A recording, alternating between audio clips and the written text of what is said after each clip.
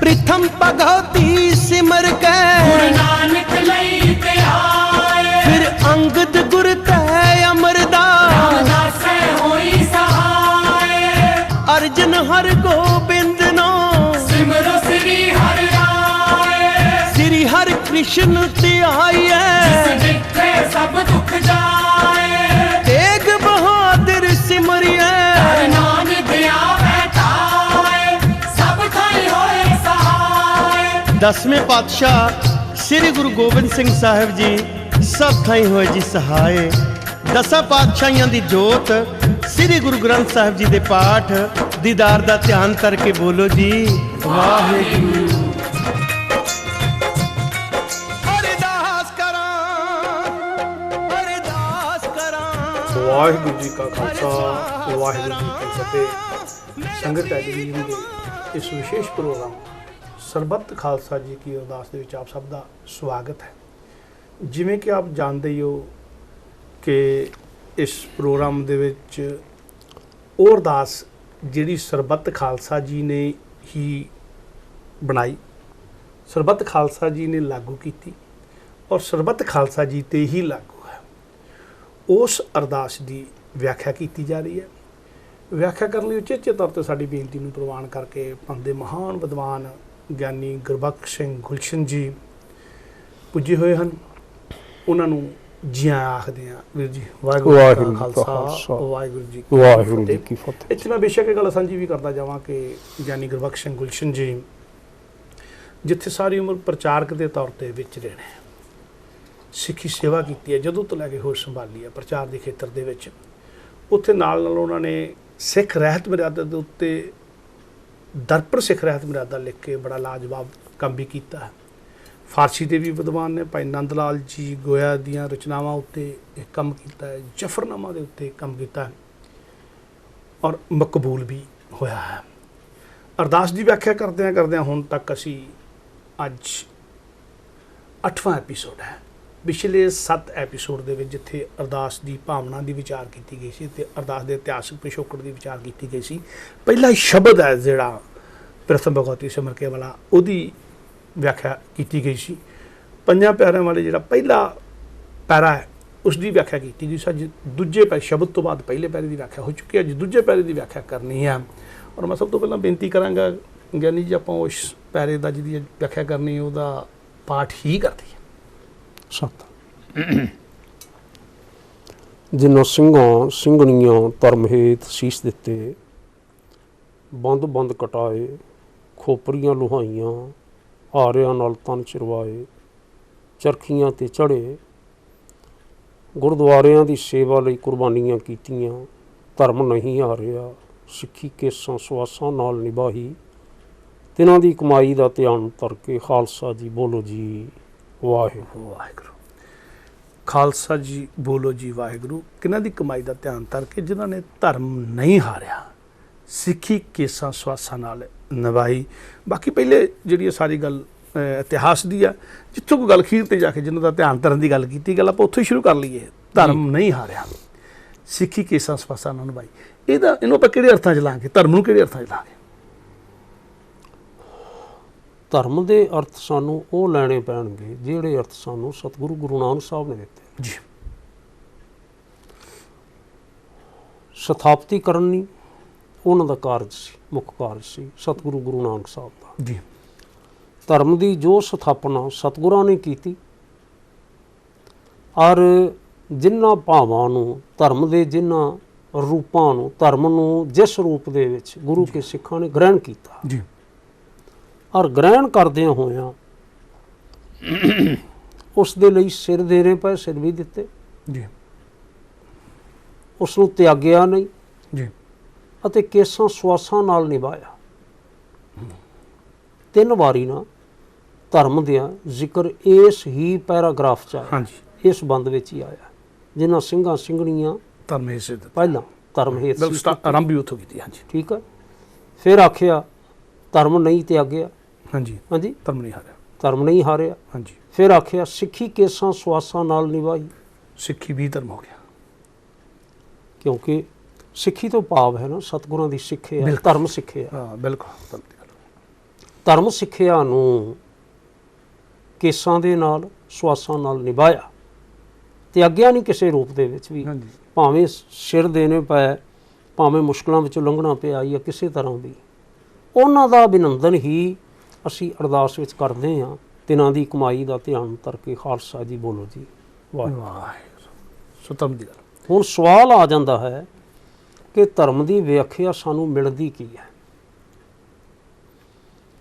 ਜਿਤਨੇ ਲੋਕ ਵੀ ਆਚਾਰੀਆ ਹੋਏ, ਜੀ ਗਿਆਨਵਾਨ ਹੋਏ, ਉਹਨਾਂ ਨੇ ਧਰਮ ਦੇ ਵੱਖਰੇ ਵੱਖਰੇ ਰੂਪਾਂ ਦਾ ਵੱਖਰੀਆਂ ਵੱਖਰੀਆਂ ਥਾਵਾਂ ਤੇ ਆਪਣੀ ਆਪਣੀ ਸੁਰਤੀ ਬਿਰਤੀ ਅਨੁਸਾਰ ਜ਼ਿਕਰ ਕੀਤਾ ਹੈ। ਜੀ ਕਿਸੇ ਨੇ ਧਰਮ ਦੇ ਅੰਗ ਕਿਤਨੇ ਲਏ ਤੇ ਕਿਸੇ ਨੇ ਧਰਮ ਦੇ ਅੰਗ ਕਿਤਨੇ ਲਏ। ਮੈਂ ਜੇ ਇਉਂ ਆਖਾਂ, ਅਸੀਂ ਸੁਕਰਾਤ ਦੀਆਂ ਗੱਲਾਂ ਜਾਂ ਮੋਸਿਸ ਦੀਆਂ ਗੱਲਾਂ ਜਾਂ ਜੀਸਸ ਦੀਆਂ ਗੱਲਾਂ ਜੀ ਅਸੀਂ ਛੱਡ ਦਈਏ। ਜੀ ਕਿਉਂ? ਸੈਮੈਟਿਕ ਰਿਲੀਜਨ ਜਿਤਨੇ ਨੇ ਨਾ, ਉਹਨਾਂ ਦੇ ਵਿੱਚ ਧਰਮ ਦੀ ਇਸ ਪ੍ਰਕਾਰ ਦੀ ਫਿਲਾਸਫੀ ਬਹੁਤ ਘੱਟ ਹੈ। ਜੀ ਜਿਹੜੀ ਧਰਮ ਦੀ ਫਿਲਾਸਫੀ ਸਾਡੇ ਭਾਰਤੀ ਚਿੰਤਨ ਵਿੱਚ ਹੈ, ਜੀ ਤਾਂ ਭਾਰਤੀ ਚਿੰਤਨ ਜਿਹੜਾ ਹੈ, ਉਸ ਜਿਹੜਾ ਹੁਣ ਅੱਜ ਇਸ ਵੇਲੇ ਭਾਰੀ ਪ੍ਰਭਾਵਸ਼ਾਲੀ ਰੂਪ ਦੇ ਵਿੱਚ ਕਈ ਸਦੀਆਂ ਤੋਂ ਲੈ ਕੇ ਚੱਲਦਾ ਤੁਰਿਆ ਆ ਰਿਹਾ ਹੈ, ਜੀ ਉਸ ਚਿੰਤਨ ਦੀਆਂ ਰੇਖਾਵਾਂ ਲੀਕਣ ਵਾਲੇ ਨੇ ਮੰਨੂ ਰਿਸ਼ੀ। ਕੀ ਬਾਤ ਹੈ। ਔਰ ਮੰਨੂ ਰਿਸ਼ੀ ਕਹਿੰਦੇ ਨੇ ਕਿ ਧਰਮ ਦੇ 10 ਅੰਗ ਹੁੰਦੇ ਨੇ। ਠੀਕ। ਇਹ ਮੰਨੂ ਉਹੀ ਹੈ ਜਿਹੜਾ ਮੰਨੂ ਸਿਮਰਤੀ ਵਾਲਾ। ਮੰਨੂ ਸਿਮਰਤੀ ਵਾਲਾ। ਠੀਕ। ਜਿਹਦੇ ਬਾਰੇ ਬੜਾ ਕੁਝ ਕਿਹਾ ਜਾਂਦਾ। ਹਾਂਜੀ ਹਾਂਜੀ, ਆਪਾਂ ਜਿਹੜੇ 10 ਅੰਗ ਉੱਥੇ ਆਈਏ, ਆਪਾਂ ਆਪਣੇ ਵਿਸ਼ੇ ਤੇ। ਗੱਲ ਇਹ ਹੈ, ਤੁਹਾਨੂੰ ਕਿਤੇ ਮੌਕਾ ਬਣੇ ਨਾ, ਹਾਂਜੀ ਮੰਨੂ ਸਿਮਰਤੀ ਪੜ੍ਹੇ ਵਿੱਚ ਜੀ ਮਿਲ ਜਾਂਦੀ ਸਾਨੂੰ ਪੜ੍ਹਨ ਵਾਸਤੇ। ਜੀ ਮੰਨੂ ਸਿਮਰਤੀ ਦੇ ਵਿੱਚ ਜਿਸ ਵੇਲੇ ਅਸੀਂ ਪੜ੍ਹਾਂਗੇ ਨਾ, ਤੇ ਕੰਪੈਰੇਟਿਵ ਸਟੱਡੀ, ਜਿਵੇਂ ਆਪ ਜੀ ਨੂੰ ਪਤਾ ਹੀ ਹੈ, ਜਿਹੜਾ ਵੱਡਾ ਲਾਭ ਹੁੰਦਾ ਸਾਨੂੰ, ਅਸੀਂ ਫਿਰ ਨਾ ਗੱਲ ਨੂੰ ਫੌਰਨ ਸਮਝ ਸਕਦੇ ਹਾਂ ਜੀ ਬਈ ਸਿੱਖ ਧਰਮ ਦੀ, ਸਿੱਖੀ ਦੀ, ਗੁਰੂ ਸਾਹਿਬ ਜੀ ਦੀ ਸਿੱਖਿਆ ਦੀ, ਹਾਂਜੀ, ਇਸ ਗੁਰਮਤ ਮਾਰਗ ਦੀ ਵਿਲੱਖਣਤਾ ਕੀ ਹੈ। ਵਿਲੱਖਣਤਾ ਕੀ ਹੈ, ਇਹੀ ਸਮਝਣ ਦੀ ਲੋੜ ਹੈ। ਹਰ ਸਿੱਖ ਨੂੰ ਇਹ ਗੱਲ ਸਮਝਣ ਦੀ ਲੋੜ ਹੈ ਕਿ ਸਿੱਖੀ ਦੀ ਵਿਲੱਖਣਤਾ ਕੀ ਹੈ, ਅਲਬੇਲਾਪਨ ਕੀ ਹੈ, ਨਿਰਾਲਾਪਨ ਕੀ ਹੈ। ਇਹ ਜਿੱਥੇ ਗੁਰੂ ਸਾਹਿਬ ਨੇ ਕਿਹਾ ਸਿੱਖ ਨਿਆਰਾ ਰਹੇ, ਉਹ ਕੀ ਚੀਜ਼ ਹੈ। ਹਾਂਜੀ। ਤਾਂ ਮੰਨੂ ਜੀ ਜ਼ਿਕਰ ਕਰਦੇ ਨੇ ਕਿ 10 ਹੋਣੇ ਚਾਹੀਦੇ ਨੇ: ਧੀਰਜ, ਖਿਮਾ, ਮਨ ਦਾ ਵਸ ਕਰਨਾ, ਚੋਰੀ ਦਾ ਤਿਆਗ, ਪਵਿੱਤਰਤਾ, ਇੰਦਰੀਆਂ ਨੂੰ ਕੁਕਰਮਾਂ ਤੋਂ ਰੋਕਣਾ, ਨਿਰਮਲ ਬੁੱਧੀ, ਵਿਦਿਆ ਦਾ ਅਭਿਆਸ, ਸੱਤਿਆ, ਕ੍ਰੋਧ ਦਾ ਤਿਆਗ। ਇਹ 10 ਅੰਗ ਦਾ 10 ਅੰਗਾਂ ਦਾ ਸਮੂਹ ਧਰਮ ਹੈ। ਦੂਜੇ ਲਫ਼ਜ਼ਾਂ 'ਚ ਇਹਨੂੰ ਆਖਿਆ ਜਾਂਦਾ ਇਹ ਧਰਮ ਦੇ ਲੱਛਣ ਨੇ। ਠੀਕ। ਕੁਝ ਆਖਿਆ ਗਿਆ ਧਰਮ ਦੇ ਲਿੰਗ ਨੇ। ਜੀ ਬਿਲਕੁਲ। ਅੱਛਾ, ਲਿੰਗ ਸ਼ਬਦ ਦੀ ਵਰਤੋਂ ਕੀਤੀ ਇੱਕ ਪੁਰਾਤਨ ਪੁਸਤਕ ਹੈ ਜਿਹਨੂੰ ਗ੍ਰੰਥ ਆਖਿਆ ਜਾਂਦਾ ਸੀ। ਵਿਦਵਾਨ ਸੀ ਲਿਖਣ ਵਾਲਾ ਪੰਡਤ ਹਰਦਿਆਲ। ਉਸ ਨੇ ਸਾਰ ਕਿਤਾਬਲੀ ਨਾਮ ਦੀ ਪੁਸਤਕ ਲਿਖੀ, ਜੀ ਜਿਹੜੀ ਕਿ ਮੈਨੂੰ ਵੀ ਪੜ੍ਹਨ ਦਾ ਅਭਿਆਸ ਕਰਨ ਦਾ ਮੌਕਾ ਬਣਿਆ। ਤੇ ਪਹਿਲਾਂ ਪਹਿਲ ਨਾ ਜਿਹੜੇ ਗੁਰਮਤ ਮਾਰਗ ਤੇ ਤੁਰਨਾ ਚਾਹੁੰਦੇ ਸਨ, ਵਿਦਵਤਾ ਵਾਲੇ ਪਾਸੇ ਆਉਂਦੇ ਸਨ, ਉਹਨਾਂ ਨੂੰ ਭਾਵਰ ਸਾਮਰਿਤ, ਸਾਰ ਕਿਤਾਬਲੀ ਵਰਗੇ ਗ੍ਰੰਥ ਪੜ੍ਹਾਏ ਜਾਂਦੇ ਸਨ। ਬਿਲਕੁਲ। ਔਰ ਉਹਦੇ ਵਿੱਚ ਲਾਲਾ ਹਰਦਿਆਲ, ਪੰਡਤ ਹਰਦਿਆਲ ਲਿਖਦੇ ਨੇ, ਖਿਮਾ, ਅਹਿੰਸਾ, ਦਇਆ, ਮ੍ਰਿਦ, ਸਤ ਬਚਨ, ਤਪ, ਦਾਨ, ਸੀਲ, ਸੌਚ, ਤ੍ਰਿਸ਼ਨਾ ਬਿਨਾ ਧਰਮ ਲਿੰਗ 10 ਜਾਨ। ਇਹ ਵੀ 10 ਕਹਿੰਦੇ ਨੇ। ਉਹੀ ਮੰਨੂ ਵਾਲੀ ਕਰੀਬ ਨਹੀਂ, ਥੋੜੇ ਵੱਖਰੇ। ਮੰਨੂ ਜੀ ਵਾਲੇ ਅਲੱਗ ਨੇ, ਥੋੜਾ ਜਿਹਾ ਫਰਕ ਹੈ, ਇਹਨਾਂ ਦਾ ਥੋੜਾ ਜਿਹਾ ਅਲੱਗ ਹੈ। ਠੀਕ। 10 ਇਹਨਾਂ ਨੇ ਜ਼ਿਕਰ ਕੀਤਾ। ਹੁਣ ਸਤਿਗੁਰੂ ਸੱਚੇ ਪਾਤਸ਼ਾਹ ਮਹਾਰਾਜ ਜਿਹੜੇ ਨੇ ਨਾ, ਗੁਰੂ ਨਾਨਕ ਸਾਹਿਬ, ਜਿਸ ਵੇਲੇ ਅਸੀਂ ਉਹਨਾਂ ਦੀ ਬਾਣੀ ਪੜ੍ਹਦੇ ਹਾਂ, ਉਹਨਾਂ ਦੇ ਉਚਾਰਨ ਕੀਤੇ ਹੋਏ ਪਾਵਨ ਵਾਕ ਪੜ੍ਹਦੇ ਹਾਂ, ਭਾਵੇਂ ਜਿਨ੍ਹਾਂ ਨੂੰ ਕਿਤੇ ਸੰਬੋਧਨ ਹੋ ਰਹੇ ਨੇ ਉਹ ਬ੍ਰਾਹਮਣ ਨੇ, ਹਿੰਦੂ ਨੇ, ਭਾਵੇਂ ਜਿਨ੍ਹਾਂ ਨੂੰ ਸੰਬੋਧਨ ਹੋ ਰਹੇ ਨੇ ਉਹ ਜੋਗੀ ਨੇ, ਭਾਵੇਂ ਜਿਨ੍ਹਾਂ ਨੂੰ ਸੰਬੋਧਨ ਹੋ ਰਹੇ ਨੇ ਉਹ ਇਸਲਾਮ ਦੇ ਧਾਰਨੀ ਨੇ, ਕਾਜ਼ੀ ਨੇ, ਮੁੱਲਾ ਨੇ ਜਾਂ ਕੁਝ ਨੇ। ਜੀ ਧਿਆਨ ਰੱਖਣਾ, ਸਤਿਗੁਰੂ ਮਹਾਰਾਜ ਨਾ ਆਪਣੀ ਜਿਸ ਨੂੰ ਉਹ ਧਰਮ ਲੈ ਕੇ ਸਾਰਿਆਂ ਦੇ ਅੰਦਰ ਨਾ ਇਨਫਿਲਟਰੇਟ ਕਰਨਾ ਚਾਹੁੰਦੇ ਨੇ ਜੀ ਵੀ ਧਰਮ ਦਾ ਨਾ ਇਸ ਦਾ ਸੰਚਾਰ ਸਾਰਿਆਂ ਦੇ ਅੰਦਰ ਹੋਵੇ। ਠੀਕ ਹੈ। ਉਹ ਕੀ ਹੈ? ਜਿਵੇਂ ਸਤਿਗੁਰੂ ਕਹਿੰਦੇ ਨੇ, ਪਤ ਬਿਨ ਪੂਜਾ, ਬਿਲਕੁਲ। ਸਤ ਬਿਨ ਸੰਜਮ, ਜਤ ਬਿਨ ਕਾਹੇ ਜਨੇਊ, ਨਹਾਵੋ ਧੋਵੋ ਤਿਲਕ ਚੜਾਵੋ, ਸੋਚ ਬਿਨ ਸੋਚ ਨਾ ਹੋਈ। ਜੋਗੀ ਮਿਲਿਆ ਤੇ ਜੋਗੀ ਨੂੰ ਕਹਿੰਦੇ ਨੇ, ਮੁੰਦਾ ਸੰਤੋਖ ਸ਼ਰਮ ਪਤ ਝੋਲੀ, ਧਿਆਨ ਕੀ ਕਰਹਿ ਵਿਭੂਤ, ਖਿੰਥਾ ਕਾਲ ਕੁਆਰੀ ਕਾਇਆ ਜੁਗਤ, ਡੰਡਾ ਪ੍ਰਤੀਤ। ਫਿਰ ਕਹਿੰਦੇ ਨੇ, ਭੁਗਤੀ ਗਿਆਨ ਦਇਆ ਭੰਡਾਰਨ। ਹਾਂਜੀ ਬਿਲਕੁਲ। ਦਇਆ ਦਾ ਜ਼ਿਕਰ ਹੋ ਰਿਹਾ, ਗਿਆਨ ਦਾ ਜ਼ਿਕਰ ਹੋ ਰਿਹਾ, ਧੀਰਜ ਦਾ ਜ਼ਿਕਰ ਹੋ ਰਿਹਾ, ਸੰਤੋਖ ਦਾ ਜ਼ਿਕਰ ਹੋ ਰਿਹਾ, ਇਤਿਆਦ ਜ਼ਿਕਰ ਹੋ ਰਿਹਾ।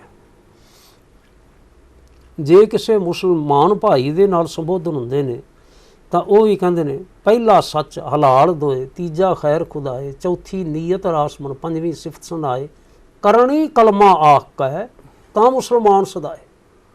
ਹਾਂ ਬਿਲਕੁਲ। ਉਹਦੀ ਸ਼ਬਦਾਵਲੀ ਦੇ ਹੁਣ ਵਿੱਚ ਉਹ ਆਖੇਗਾ ਕਿ ਫਜਰ ਦੀ ਨਮਾਜ਼ ਉੱਥੇ ਇਹ ਪੜ੍ਹਨਾ ਹੈ, ਇਸ਼ਾ ਦੀ ਨਮਾਜ਼ ਹੈ ਇਹ ਪੜ੍ਹਨਾ ਹੈ, ਇਸ ਵੇਲੇ ਨਮਾਜ਼ ਹੈ ਇਹ ਪੜ੍ਹਨਾ ਹੈ, ਕਲਮਾ ਸਾਡਾ ਇਹ ਹੈ। ਲੇਕਿਨ ਸਤਿਗੁਰੂ ਸੱਚੇ ਪਾਤਸ਼ਾਹ ਨਾ ਕੁਝ ਹੋਰ ਦੱਸਣ ਜਾ ਰਹੇ ਨੇ। ਜੀ ਮੈਨੂੰ ਇੱਕ ਸੱਜਣ ਦਾ, ਵਿਦਵਾਨ ਸੱਜਣ ਦਾ ਕਥਨ ਅੱਛਾ ਲੱਗਾ, ਪਿਆਰਾ ਲੱਗਾ। ਉਹ ਕਹਿੰਦੇ ਨੇ, ਗੁਰੂ ਨਾਨਕ ਸਾਹਿਬ ਦੇ ਨਾਂ ਨਾਲ ਨਾ ਇੱਕ ਸ਼ਬਦ ਅਕਸਰ ਜੁੜਦਾ ਹੈ। ਜਦੋਂ ਵੀ ਕਿਤੇ ਜਾਂਦੇ ਨੇ, ਸਾਡੇ ਜਨਮ ਸਾਖੀਆਂ ਵਾਲੇ ਲਿਖਦੇ ਨੇ ਕਿ ਕੋਈ ਪੁੱਛਦਾ ਹੈ ਕਿ ਆਪ ਜੀ ਕੌਣ ਹੋ, ਤਾਂ ਮਰਦਾਨਾ ਜੀ ਕਹਿੰਦੇ ਨੇ, ਇਹ ਨਾਨਕ ਨਿਰੰਕਾਰੀ ਜੀ ਨੇ। ਜੀ ਸਤਿਗੁਰਾਂ ਦਾ ਤੁਆਰਫ ਹੈ, ਇੰਟਰੋਡਕਸ਼ਨ ਜਿਹੜੀ ਹੈ, ਨਾਨਕ ਨਿਰੰਕਾਰੀ। ਉਹ ਨਾਨਕ ਨਿਰੰਕਾਰੀ ਕਹਿ ਕੇ ਕਰਵਾ ਰਹੇ ਨੇ। ਜੀ ਔਰ ਡਾਕਟਰ ਤਾਰਮ ਸਿੰਘ ਕਹਿੰਦੇ ਨੇ, ਉਹਨਾਂ ਦੇ ਨਾਮ ਨਾਲ ਨਿਰੰਕਾਰੀ ਸ਼ਬਦ ਜੁੜ ਜਾਣਾ ਹੀ ਵਿਲੱਖਣ ਹੈ। ਆ ਬਿਲਕੁਲ ਹੈ। ਉਹ ਕੇਵਲ ਨਿਰੰਕਾਰ ਦੇ ਆਰਾਧਕ ਨੇ, ਕੇਵਲ ਨਿਰੰਕਾਰ ਦੇ ਪ੍ਰਚਾਰਕ ਨੇ, ਕੇਵਲ ਨਿਰੰਕਾਰ ਦੀ ਗੱਲ ਕਰ ਰਹੇ ਨੇ। ਔਰ ਜਿਹੜੇ ਸਤਿਗੁਰੂ ਸੱਚੇ ਪਾਤਸ਼ਾਹ ਜੀ ਨੇ ਇਸੇ ਲਈ ਮਾਰਗ ਹੀ ਇਹ ਲਿਆ ਕਿ ਤੁਸੀਂ ਆਕਾਰ ਨੂੰ ਧਰਮ ਨਾ ਬਣਾਓ, ਸਾਕਾਰ ਨੂੰ ਧਰਮ ਨਾ ਬਣਾਓ, ਆਕਾਰ ਦੇ ਚਿੰਨ੍ਹਾਂ ਨੂੰ ਧਰਮ ਨਾ ਬਣਾਓ, ਸਾਕਾਰ ਨੂੰ, ਕਿਰਤ ਨੂੰ, ਭਾਵੇਂ ਬੰਦੇ ਦੀ ਕਿਰਤ ਹੈ ਤੇ ਭਾਵੇਂ ਰੱਬੀ ਕਿਰਤ ਹੈ, ਉਸ ਨੂੰ ਤੁਸੀਂ ਧਰਮ ਨਾ ਬਣਾਓ, ਜੀ ਧਰਮ ਨਿਰੰਕਾਰ ਨੂੰ ਬਣਾਓ। ਕਹਿੰਦੇ ਨੇ, ਔਰ ਇੱਥੇ ਆ ਕੇ ਨਾ ਉਹ ਕਹਿੰਦੇ ਨੇ, ਬਲਿਹਾਰੀ ਜਾਉ ਜੇਤੇ ਤੇਰੇ ਨਾਮ ਹੈ। ਔਰ ਮੈਂ ਹੈਰਾਨ ਹੋਇਆ, ਮਾਨਯੋਗ ਜੀ ਲਿਖਦੇ ਨੇ, ਕਹਿੰਦੇ ਨੇ, ਦਰਅਸਲ ਜਿਹੜਾ ਅਸੀਂ, ਜਿਸ ਨੂੰ ਅਸੀਂ ਮੂਲ ਮੰਤਰ ਆਖਦੇ ਹਾਂ ਜਾਂ ਮੰਗਲਾਚਰਨ ਆਖਦੇ ਹਾਂ, ਮੈਂ ਉਸ ਦੀ ਵਿਆਖਿਆ ਕਰਨ ਲੱਗਾ, ਕਹਿੰਦਾ ਇਹ ਮੁੱਢਲਾ ਉਪਦੇਸ਼ ਹੈ। ਜੀ ਕਹਿੰਦੇ ਅਸੀਂ ਇਉਂ ਸਮਝਦੇ ਹਾਂ ਕਿ ਉਸ ਦੇ ਵਿੱਚ ਨਾ ਵਾਹਿਗੁਰੂ ਜੀ ਦੇ ਲੱਛਣ ਬਿਆਨ ਕੀਤੇ ਨੇ, ਗੁਣ ਬਿਆਨ ਕੀਤੇ ਨੇ, ਜਿਵੇਂ ਕਿ ਕੁਝ ਵਿਦਵਾਨ ਜ਼ਿਕਰ ਕਰਦੇ ਨੇ। ਉਹ ਕਹਿੰਦੇ ਨੇ, ਮੈਂ ਕੁਝ ਹੋਰ ਦੇਖ ਰਿਹਾ ਕਿ ਗੁਰੂ ਨਾਨਕ ਦਾ ਜਿਹੜਾ ਨਿਰੰਕਾਰੀ ਧਰਮ ਹੈ, ਉਹ ਧਰਮ ਹੈ ਹੀ ਮੂਲ ਮੰਤਰ ਦੇ ਵਿੱਚ, ਔਰ ਉਹਦੇ ਲੱਛਣ ਨੇ। ਉਹਨਾਂ ਲੱਛਣ ਬਿਆਨ ਕੀਤੇ, ਇੱਕ ਓੰਕਾਰ ਸਤਨਾਮ ਕਰਤਾ ਪੁਰਖ ਨਿਰਭਉ ਨਿਰਵੈਰ ਅਕਾਲ ਮੂਰਤਿ ਅਜੂਨੀ ਸੈਭੰ ਗੁਰ ਪ੍ਰਸਾਦ। ਹਾਂਜੀ, ਉਹ ਕਹਿੰਦੇ ਨੇ, ਇੱਕ ਓੰਕਾਰ ਦਾ ਜਿਹੜਾ ਲੱਛਣ ਲਿਆ ਸਤਿਗੁਰਾਂ ਨੇ, ਏਕਤਾ। ਜੀ ਸਤਨਾਮ ਸਦਾ ਟਿਕੇ ਰਹਿਣ ਵਾਲਾ ਧਰਮ ਦਾ ਲੱਛਣ ਹੈ ਕਿ ਉਹ ਏਕਤਾ ਵਰਤਾਵੇ, ਸਦਾ ਦਾ ਟਿਕਾਅ ਹੋਵੇ। ਕਰਤਾ ਪੁਰਖ ਕਹਿੰਦੇ ਨੇ, ਫਿਰ ਇਹਦੇ ਵਿੱਚੋਂ ਨਾ ਕਿਰਤ ਲਈ ਗਈ। ਧਰਮ ਦਾ ਲੱਛਣ ਕਿਰਤ। ਧਰਮੀ ਉਹ ਹੈ ਗੁਰੂ ਨਾਨਕ ਦੀ ਦ੍ਰਿਸ਼ਟੀ ਦੇ ਵਿੱਚ ਜਿਹੜਾ ਕਿਰਤੀ ਹੈ। ਨਿਰਭਉ ਨਿਰਵੈਰ ਕਹਿੰਦੇ ਨੇ, ਇਹਦੇ ਵਿੱਚ ਸਮਾਨਤਾ ਹੈ, ਇੱਕ ਦੂਜੇ ਦੀ ਹੋਂਦ ਦਾ ਸਤਿਕਾਰ ਹੈ, ਸਮਾਨਤਾ ਹੈ, ਨਿਰਭੈਤਾ ਵੀ ਹੈ, ਨਿਰਵੈਰਤਾ ਵੀ ਹੈ। ਜੀ ਕਹਿੰਦੇ ਨੇ, ਧਰਮ ਦਾ ਇਹ ਲੱਛਣ ਹੈ ਕਿ ਧਰਮ ਇਸ ਗੁਰੂ ਨਾਨਕ ਦੇ ਧਰਮ ਨੂੰ ਮੰਨਣ ਵਾਲਾ ਸਭਨਾਂ ਦਾ ਸਤਿਕਾਰ ਕਰੇ ਔਰ ਸਾਰਿਆਂ ਨੂੰ ਸਮਾਨ ਦ੍ਰਿਸ਼ਟੀ ਦੇ ਨਾਲ ਮੰਨੇ। ਅਕਾਲ ਮੂਰਤ, ਅਕਾਲ ਮੂਰਤ ਆਖਿਆ ਗਿਆ ਕਿ ਉਹ ਸੌਂਦਰੀਆ ਹੈ। ਧਰਮ ਦਾ ਸਰੂਪ ਸੁਹੱਪਣ ਹੋਵੇ, ਧਰਮ ਦਾ ਸਰੂਪ ਸੋਹਣਾ ਹੋਵੇ, ਠੀਕ ਹੈ, ਮੈਲਾ ਕੁਚੈਲਾ ਨਹੀਂ। ਜੀ ਸਤਿਗੁਰੂ ਗੁਰੂ ਨਾਨਕ ਸਾਹਿਬ ਜੀ ਦੇ ਜਿਹੜਾ ਨਿਰੰਕਾਰੀ ਧਰਮ ਹੈ, ਇਸ ਨੂੰ ਮੰਨਣ ਵਾਲਿਆ ਮੈਲ ਕੁਚੈਲ ਨਾ ਖਾਏ, ਮੈਲਾ ਕੁਚੈਲਾ ਨਾ ਰਹੇ, ਮੈਲੇ ਕੁਚੈਲੇ ਢੰਗ ਨਾਲ ਨਾ ਚੱਲੇ। ਜਿੱਥੇ ਨਿਰਮਲਤਾ ਹੈ, ਜਿੱਥੇ ਸੌਂਦਰਯ ਹੈ, ਬਿਲਕੁਲ ਹਾਂਜੀ ਸੁਹਾਨ ਜਿੱਥੇ ਹੈ। ਡਾਕਟਰ ਸਾਹਿਬ ਦਾ ਇਹ ਕਹਿਣਾ ਸੀ, ਡਾਕਟਰ ਤਾਮਸ ਡਾਕਟਰ ਤਾਰਨ ਸਿੰਘ ਹੋਰਾਂ ਦਾ। ਔਰ ਮਾਨਯੋਗ ਜੀ ਅੱਗੇ ਚੱਲ ਕੇ ਬਚਨ ਕਰਦੇ ਨੇ, ਅਜੂਨੀ ਸਹਿਬੰ ਕਹਿੰਦੇ ਨੇ ਸਤਿਗੁਰੂ ਗੁਰੂ ਨਾਨਕ ਸਾਹਿਬ ਜੀ ਦੇ ਧਰਮ ਦਾ ਇੱਕ ਲੱਛਣ ਹੈ ਸੁਤੰਤਰਤਾ। ਰਾਜਸੀ ਤੌਰ ਤੇ ਉਸ ਦੇ ਵਿਚਾਰਾਂ ਦਾ ਸਨਮਾਨ ਹੋਵੇ ਤੇ ਉਹ ਰਾਜਸੀ ਸੁਤੰਤਰ ਹੈ। ਸਮਾਜ ਦੇ ਵਿੱਚ ਉਸ ਦਾ ਸਨਮਾਨ ਹੋਵੇ, ਉਹ ਸਮਾਜਿਕ ਤੌਰ ਤੇ ਸੁਤੰਤਰ ਹੈ। ਉਹ ਆਰਥਿਕ ਤੌਰ ਤੇ ਉਸ ਵੇਲੇ ਸੁਤੰਤਰ ਹੈ ਜਦੋਂ ਆਪਣੀ ਮਰਜ਼ੀ ਨਾਲ ਉਹ ਆਪਣੀ ਆਰਥਿਕਤਾ ਲਈ ਆਰ ਪਾਰ ਕਰ ਸਕਦਾ ਹੈ, ਸੁਤੰਤਰ ਹੈ। ਕਹਿੰਦੇ ਨੇ ਗੁਰੂ ਨਾਨਕ ਦਾ ਜਿਹੜਾ ਧਰਮ ਹੈ, ਨਿਰੰਕਾਰੀ ਧਰਮ ਜਿਹੜਾ ਹੈ, ਸਤਿਗੁਰੂ ਮਹਾਰਾਜ ਲੱਛਣ ਦੇ ਰਹੇ ਨੇ ਸੁਤੰਤਰਤਾ। ਫਿਰ ਗੁਰਪ੍ਰਸਾਦ ਕਹਿੰਦੇ ਨੇ ਗੁਰਪ੍ਰਸਾਦ ਦੇ ਵਿੱਚ ਧਰਮ ਦਾ ਲੱਛਣ ਹੈ ਸ਼ੀਲ। ਗੁਰੂ ਕੀ ਕਿਰਪਾ ਅਸੀਂ ਹਮੇਸ਼ਾ ਮੰਗਦੇ ਹਾਂ। ਸ਼ੀਲ ਸ਼ਬਦ ਦਾ ਅਰਥ ਹੁੰਦਾ ਹੈ ਨਿਮਰ ਸੁਭਾਅ। ਕਹਿੰਦੇ ਧਰਮ ਦਾ ਇਹ ਇੱਕ ਬੜਾ ਜ਼ਰੂਰੀ ਅੰਗ ਹੈ ਕਿ ਇਸ ਧਰਮ ਦਾ ਧਾਰਨੀ, ਧਰਮ ਨੂੰ ਮੰਨਣ ਵਾਲਾ ਸਦਾ ਨਿਮਰ ਬਿਰਤੀ ਵਿੱਚ ਰਹੇ, ਮਿੱਠੇ ਸੁਭਾਅ ਦੇ ਵਿੱਚ ਰਹੇ। ਤੋ ਮਾਨਯੋਗ ਜੀ ਨੇ ਨਾ ਡਾਕਟਰ ਸਾਹਿਬ ਨੇ ਇਹ 7 ਅੰਗ ਜਿਹੜੇ ਨੇ ਜ਼ਿਕਰ ਕੀਤੇ। ਇੱਕ ਹੋਰ ਦਾਨਸ਼ਵਰ ਹੋਏ ਨੇ ਬੜੇ ਭਲੇ, ਬਹੁਤ ਸ਼ਾਇਦ ਤੁਹਾਨੂੰ ਮੌਕਾ ਬਣਿਆ ਹੋਵੇ ਪੜ੍ਹਨ ਦਾ, ਪਹਿਲੀਆਂ ਦੇ ਵਿੱਚ ਚਲਾਣਾ ਕਰ ਗਏ ਪ੍ਰਿੰਸੀਪਲ ਧਰਮਾਨੰਦ ਸਿੰਘ ਜੀ। ਧਰਮਾਨੰਦ ਸਿੰਘ ਜੀ ਬਿਲਕੁਲ, ਜਿਹੜੇ ਸ਼ੀਸ਼ ਅਖਮੀ ਕਾਲਜ ਦੇ ਪ੍ਰਿੰਸੀਪਲ ਰਹੇ ਨੇ ਜਿਹੜੇ। ਬਿਲਕੁਲ ਹਾਂਜੀ। ਧਰਮਾਨੰਦ ਸਿੰਘ ਜੀ ਆਪਣੇ ਸਮੇਂ ਦੇ ਫਿਲਾਸਫਰ ਮੰਨੇ ਗਏ ਨੇ ਜੀ। ਜਿਵੇਂ ਡਾਕਟਰ ਤਾਰਨ ਸਿੰਘ ਜੀ ਵੀ ਬਹੁਤ ਵੱਡੇ ਵਿਦਵਾਨ ਸੀਗੇ। ਹਾਂ, ਡਾਕਟਰ ਤਾਰਨ ਸਿੰਘ ਜੀ ਬਹੁਤ ਵੱਡੇ ਵਿਦਵਾਨ ਸਨ, ਪਰ ਜਿਵੇਂ ਨਾ ਕੁਝ ਵਿਅਕਤੀਆਂ ਦੇ ਨਾਮ ਦੇ ਨਾਲ ਨਾ ਕੁਝ ਵਿਸ਼ੇਸ਼ ਜਿਹਾ ਜੁੜ ਜਾਂਦਾ ਹੈ। ਹਾਂਜੀ। ਪ੍ਰਿੰਸੀਪਲ ਗੰਗਾ ਸਿੰਘ ਹੋਰਾਂ ਦੇ ਨਾਮ ਨਾਲ ਫਿਲਾਸਫਰ ਲਫ਼ਜ਼ ਜੁੜਿਆ। ਹਾਂਜੀ। ਔਰ ਉਹਨਾਂ ਤੋਂ ਪਹਿਲਾਂ ਪ੍ਰਿੰਸੀਪਲ, ਉਹਨਾਂ ਦੇ ਨਾਲ ਬਾਅਦ ਧਰਮਾਨੰਦ ਸਿੰਘ ਹੋਰਾਂ ਦੇ ਨਾਲ, ਧਰਮਾਨੰਦ ਸਿੰਘ ਹੋਣੀ ਇਹ ਬਾਅਦ ਵਿੱਚ ਆਏ ਉੱਥੇ ਪ੍ਰਿੰਸੀਪਲ, ਲੇਕਿਨ ਇਹਨਾਂ ਦੇ ਨਾਮ ਨਾਲ ਜੁੜਿਆ। ਪ੍ਰਿੰਸੀਪਲ ਧਰਮਾਨੰਦ ਸਿੰਘ ਜੀ ਹੋਰੀ ਕਹਿੰਦੇ ਨੇ ਮਾਨਯੋਗ ਜੀ ਕਿ ਧਰਮ ਉਹ ਹੈ ਜਿਹੜਾ ਕੇਵਲ ਨਾ ਪੁਸਤਕਾਂ ਵਿੱਚ ਨਾ ਰਹੇ, ਜਿਹੜਾ ਸਾਡੇ ਜੀਵਨ ਵਿੱਚ ਆ ਸਕੇ ਜੀ, ਔਰ ਜੀਵਨ ਵਿੱਚ ਆਵੇ ਜਿਸ ਦੇ ਆਇਆ ਹੋਇਆ ਨਾ ਕੋਈ ਭੈ ਰਹੇ, ਨਾ ਕੋਈ ਭਰਮ ਰਹੇ, ਨਾ ਕੋਈ ਸੰਕੋਚ ਰਹੇ। ਭੈ ਭਰਮ ਤੇ ਸੰਕੋਚ ਤੋਂ ਮੁਕਤੀ, ਮੁਕਤ ਹੋਵੇ ਜਿਸ ਕਰਮ ਦੇ ਨਾਲ ਨਾ ਭੈ ਹੋਵੇ, ਨਾ ਭਰਮ ਹੋਵੇ, ਔਰ ਨਾ ਸੰਕੋਚ ਹੋਵੇ। ਠੀਕ। ਕਿਉਂਕਿ ਕੁਝ ਹੋਰ ਆਰੀਆ ਸਮਾਜੀਆਂ ਦਾ ਜ਼ਿਕਰ ਕਰਕੇ ਨਾ ਉਹ ਕਹਿੰਦੇ ਨੇ ਇਹਨਾਂ ਲੋਕਾਂ ਨੇ ਇਸ ਢੰਗ ਦੇ ਨਾਲ ਧਰਮ ਦੀ ਜਿਹੜੀ ਵਿਆਖਿਆ ਕੀਤੀ ਹੈ ਉਹ ਨਹੀਂ ਹੈ। ਠੀਕ। ਕਹਿੰਦੇ ਨਾਲ ਧਰਮ ਜਿਹੜਾ ਹੈ ਉਹ ਆਪਣੇ ਨਿਜ ਵਾਸਤੇ ਨਾ ਹੋਵੇ, ਧਰਮ ਜਿਹੜਾ ਹੈ ਉਹ ਬਾਕੀਆਂ ਵਾਸਤੇ ਹੋਵੇ, ਸਾਰਿਆਂ ਵਾਸਤੇ ਹੋਵੇ। ਜੀ। ਉਦਾਹਰਨ ਦਿੱਤੀ ਉਹਨਾਂ ਨੇ, ਖੂਬਸੂਰਤ ਉਦਾਹਰਨ।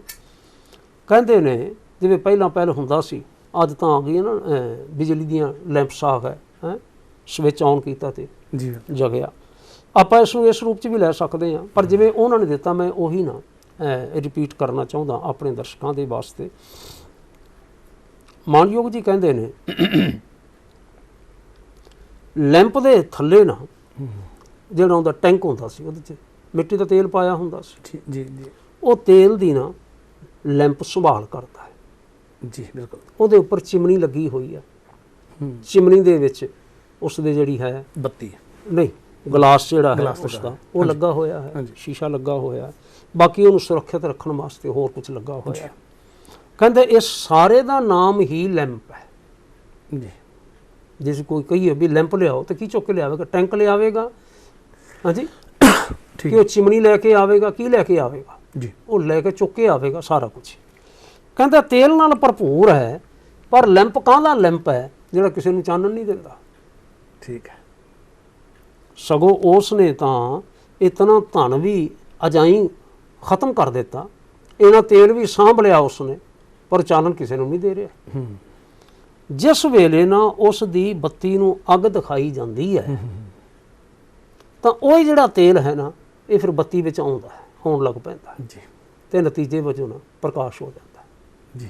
ਕਹਿੰਦਾ ਧਰਮ ਜਿਹੜਾ ਹੈ ਅਸਲ ਵਿੱਚ ਬੱਤੀ ਦਾ ਨਾਮ ਵੀ ਨਹੀਂ ਹੈ, ਧਰਮ ਲੈਂਪ ਦਾ ਨਾਮ ਵੀ ਨਹੀਂ ਹੈ, ਧਰਮ ਤੇਲ ਦਾ ਨਾਮ ਵੀ ਨਹੀਂ ਹੈ, ਧਰਮ ਪ੍ਰਕਾਸ਼ ਦਾ ਨਾਮ ਹੈ। ਬਿਲਕੁਲ। ਪਰ ਚੱਕਣਾ ਸਾਰਾ ਕੁਝ ਪਵੇਗਾ।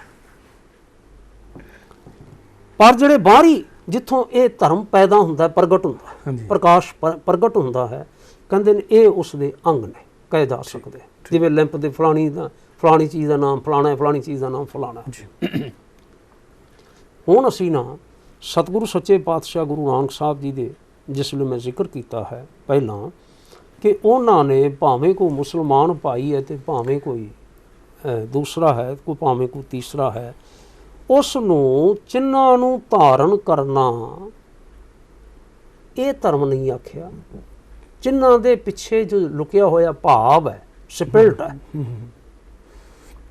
ਉਸ ਨੂੰ ਆਖਿਆ ਇਹ ਧਰਮ ਹੈ, ਇਸ ਦੇ ਤੁਸੀਂ ਧਾਰਨੀ ਹੋ ਜੀ। ਭਾਈ ਸਾਹਿਬ ਹੋਰਾਂ ਨੇ, ਗੁਰਦਾਸ ਜੀ ਨੇ ਜ਼ਿਕਰ ਕੀਤਾ, ਜਦੋਂ ਵੀ ਕੋਈ ਸਿੱਖ, ਜਦੋਂ ਵੀ ਕੋਈ ਵਿਅਕਤੀ ਸਤਿਗੁਰਾਂ ਦੇ ਚਰਨਾਂ ਵਿੱਚ ਆਉਂਦਾ ਹੈ, ਆ ਕੇ ਨਮਸਕਾਰ ਕਰਦਾ ਹੈ, ਉਹ ਪ੍ਰਦਖਣਾ ਕਰਦਾ ਹੈ, ਸੀਸ ਨਿਵਾਉਂਦਾ ਹੈ, ਸਤਿਗੁਰੂ ਮਹਾਰਾਜ ਉਹਨੂੰ ਉਪਦੇਸ਼ ਦ੍ਰਿੜ ਕਰਵਾਉਂਦੇ ਜੀ। ਜਿਹੜਾ ਉਪਦੇਸ਼ ਦ੍ਰਿੜ ਕਰਵਾਉਂਦੇ ਨੇ ਉਹ ਕੀ ਹੈ? ਕਹਿੰਦੇ ਨੇ ਕਾਮ ਕ੍ਰੋਧ ਵਿਰੋਧ ਹਰ ਲੋਭ ਮੋਹ ਹੰਕਾਰ ਤਜਾਇਆ। ਦੁਬਾਰਾ ਬੋਲੀਏ ਸਰ। ਕਾਮ ਕ੍ਰੋਧ ਵਿਰੋਧ ਹਰਨਾ ਹੁੰਦਾ ਛੱਡਣਾ ਜੀ।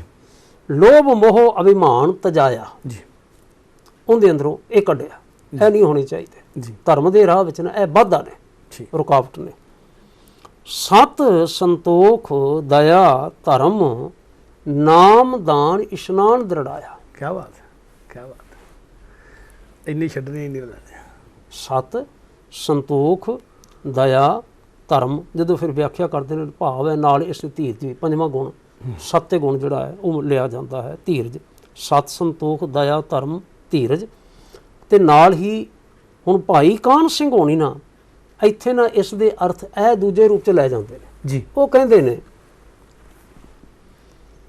ਸਤਿਗੁਰਾਂ ਨੇ ਸਿੱਖ ਦੇ ਅੰਦਰ ਸਤ ਸੰਤੋਖ ਦਇਆ ਧਰਮ ਧੀਰਜ ਆਦਿ ਸ਼ੁਭ ਗੁਣ ਲਿਆਉਣ ਦਾ ਮੈਥਡ ਕੀ ਦਿੱਤਾ? ਨਾਮ ਦਾਨ ਇਸ਼ਨਾਨ ਦ੍ਰਿੜਾਇਆ। ਇਹ ਮੈਥਡ ਦਿੱਤਾ। ਹਾਂ ਬਿਲਕੁਲ, ਗੁਰਬਾਣੀ ਚ ਵਾਰ-ਵਾਰ ਦਾ ਜ਼ਿਕਰ ਕੀਤਾ ਗਿਆ। ਨਾਮਦਾਨ ਇਸ਼ਨਾਨ, ਗੁਰਮੁਖ ਨਾਮਦਾਨ ਇਸ਼ਨਾਨ ਸਿੱਧ ਗੋਸ਼ਟ ਦੇ ਹਾਂ ਵਿੱਚ ਸਿੱਧ ਗੋਸ਼ਟ ਚ ਬਿਲਕੁਲ ਜ਼ਿਕਰ ਮਿਲਦਾ। ਪੂਰੀ ਪੌੜੀ ਵਿੱਚ ਜ਼ਿਆਦਾ ਕਿ ਗੁਰਮੁਖ ਨਾਮਦਾਨ ਇਸ਼ਨਾਨ, ਗੁਰਮੁਖ ਲਾਗੇ ਸਾਈ ਧਿਆਨ, ਗੁਰਮੁਖ ਭਉ ਪੰਜਨ ਪ੍ਰਧਾਨ, ਗੁਰਮੁਖ ਪਾਵੈ ਦਰਗਾਹ ਪਾਉਣ।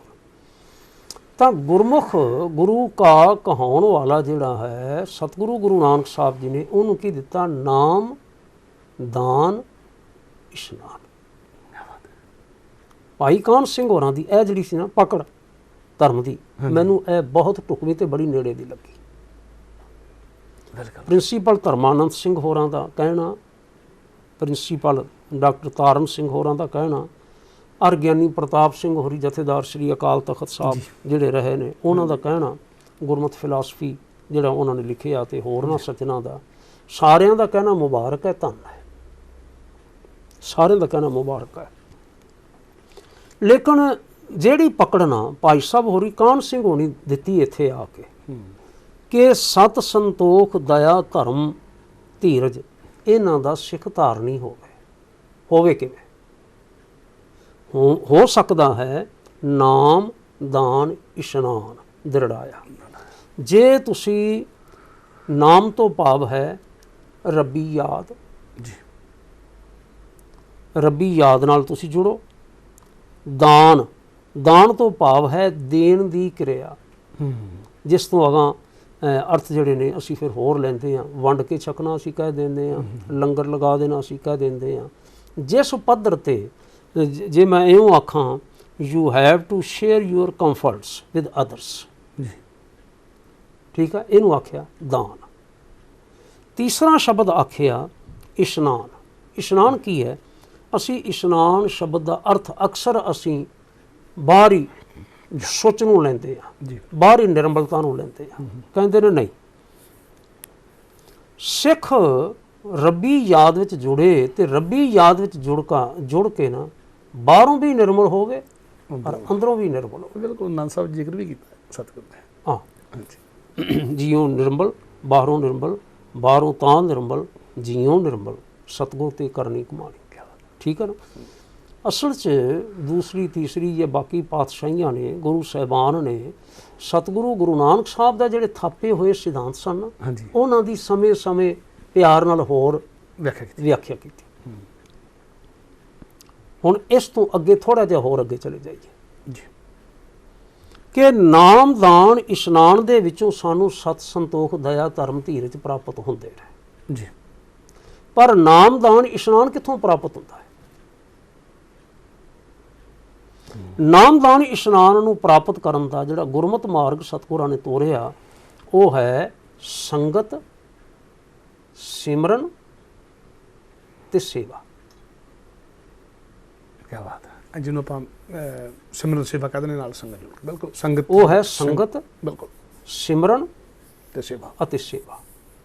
ਇਹਨਾਂ ਦੇ ਵਿੱਚੋਂ ਇਸ ਮਾਧਿਅਮ ਦੇ ਰਾਹੀਂ ਇਸ ਮਾਰਗ ਤੇ ਚੱਲਿਆ ਹੋਇਆਂ ਸਾਨੂੰ ਨਾਮਦਾਨ ਇਸ਼ਨਾਨ ਪ੍ਰਾਪਤ ਹੁੰਦਾ ਹੈ ਮੁੱਖ ਰੂਪ ਦੇ ਵਿੱਚ। ਜੀ ਭਾਈ ਸਾਹਿਬ ਹਰੀਕਾਨ ਸਿੰਘ ਹੋਰਾਂ ਦਾ ਕਹਿਣਾ ਹੈ ਕਿ ਸਤਿਗੁਰੂ ਗੁਰੂ ਨਾਨਕ ਸਾਹਿਬ ਦੀ ਸਿੱਖੀ ਦੇ ਜਾਂ ਧਰਮ ਦੇ 3 ਮੁੱਖ ਇਹ ਥੰਮ ਨੇ, ਨਾਮਦਾਨ ਇਸ਼ਨਾਨ। ਹਾਂਜੀ, ਇਹ ਪ੍ਰਾਪਤ ਹੁੰਦੇ ਨੇ ਸੰਗਤ, ਸਿਮਰਨ ਤੇ ਸੇਵਾ ਅਤੇ ਸੇਵਾ ਚੋਂ। ਕਹਿੰਦੇ ਨੇ ਅਗਾਂਹ ਫਿਰ ਨਾਮਦਾਨ ਇਸ਼ਨਾਨ ਤੋਂ ਬਾਕੀ ਸਾਰੇ ਸ਼ੁਭ ਗੁਣ ਜਿਹੜੇ ਨੇ ਇਹ ਸਿੱਖ ਦੇ ਵਿੱਚ ਆਉਂਦੇ ਨੇ, ਜਿਹੜੇ ਸਤ ਸੰਤੋਖ ਦਇਆ ਧਰਮ ਧੀਰਜ ਛਿਮਾ। ਹੁਣ ਕਿਤਨੇ ਸਾਰੇ ਅਗਲੀ ਜਿਹੜੀ ਗੱਲ ਹੈ ਨਾ ਹਾਂਜੀ ਉਹ ਦੱਸੀ। ਹਾਂਜੀ ਹੁਣ ਜੇ ਤੁਸੀਂ ਆਗਿਆ ਦਿਓ ਤਾਂ ਮੈਂ ਚਾਹਾਂਗਾ ਕਿ ਇਸ ਸਾਰੇ ਫਲਸਫੇ ਨੂੰ ਜਿਹੜਾ ਹਵਾਲਾ ਫਿਰ ਭਾਈ ਸਾਹਿਬ ਦਿੰਦੇ ਨੇ, ਭਾਈ ਸਾਹਿਬ ਪ੍ਰਕਾਮ ਸਿੰਘ ਜੀ, ਭਾਈ ਗੁਰਦਾਸ ਜੀ ਦਿੰਦੇ ਨੇ, ਉਹ ਕਹਿੰਦੇ ਨੇ ਤਾਰੂ ਪੋਪਟ ਤਾਰਿਆ ਗੁਰਮੁਖ ਬਾਲ ਸੁਭਾਏ ਉਦਾਸੀ। ਤੇ ਫਿਰ ਕਹਿੰਦੇ ਨੇ ਮੂਲਾ ਕੀੜ ਵਖਾਣੀਐ ਚਲਤ ਅਚਰਜ ਗੁਰਮੁਖ ਅਭਿਆਸੀ। ਜੀ गुरमुख गुण गुरदासी,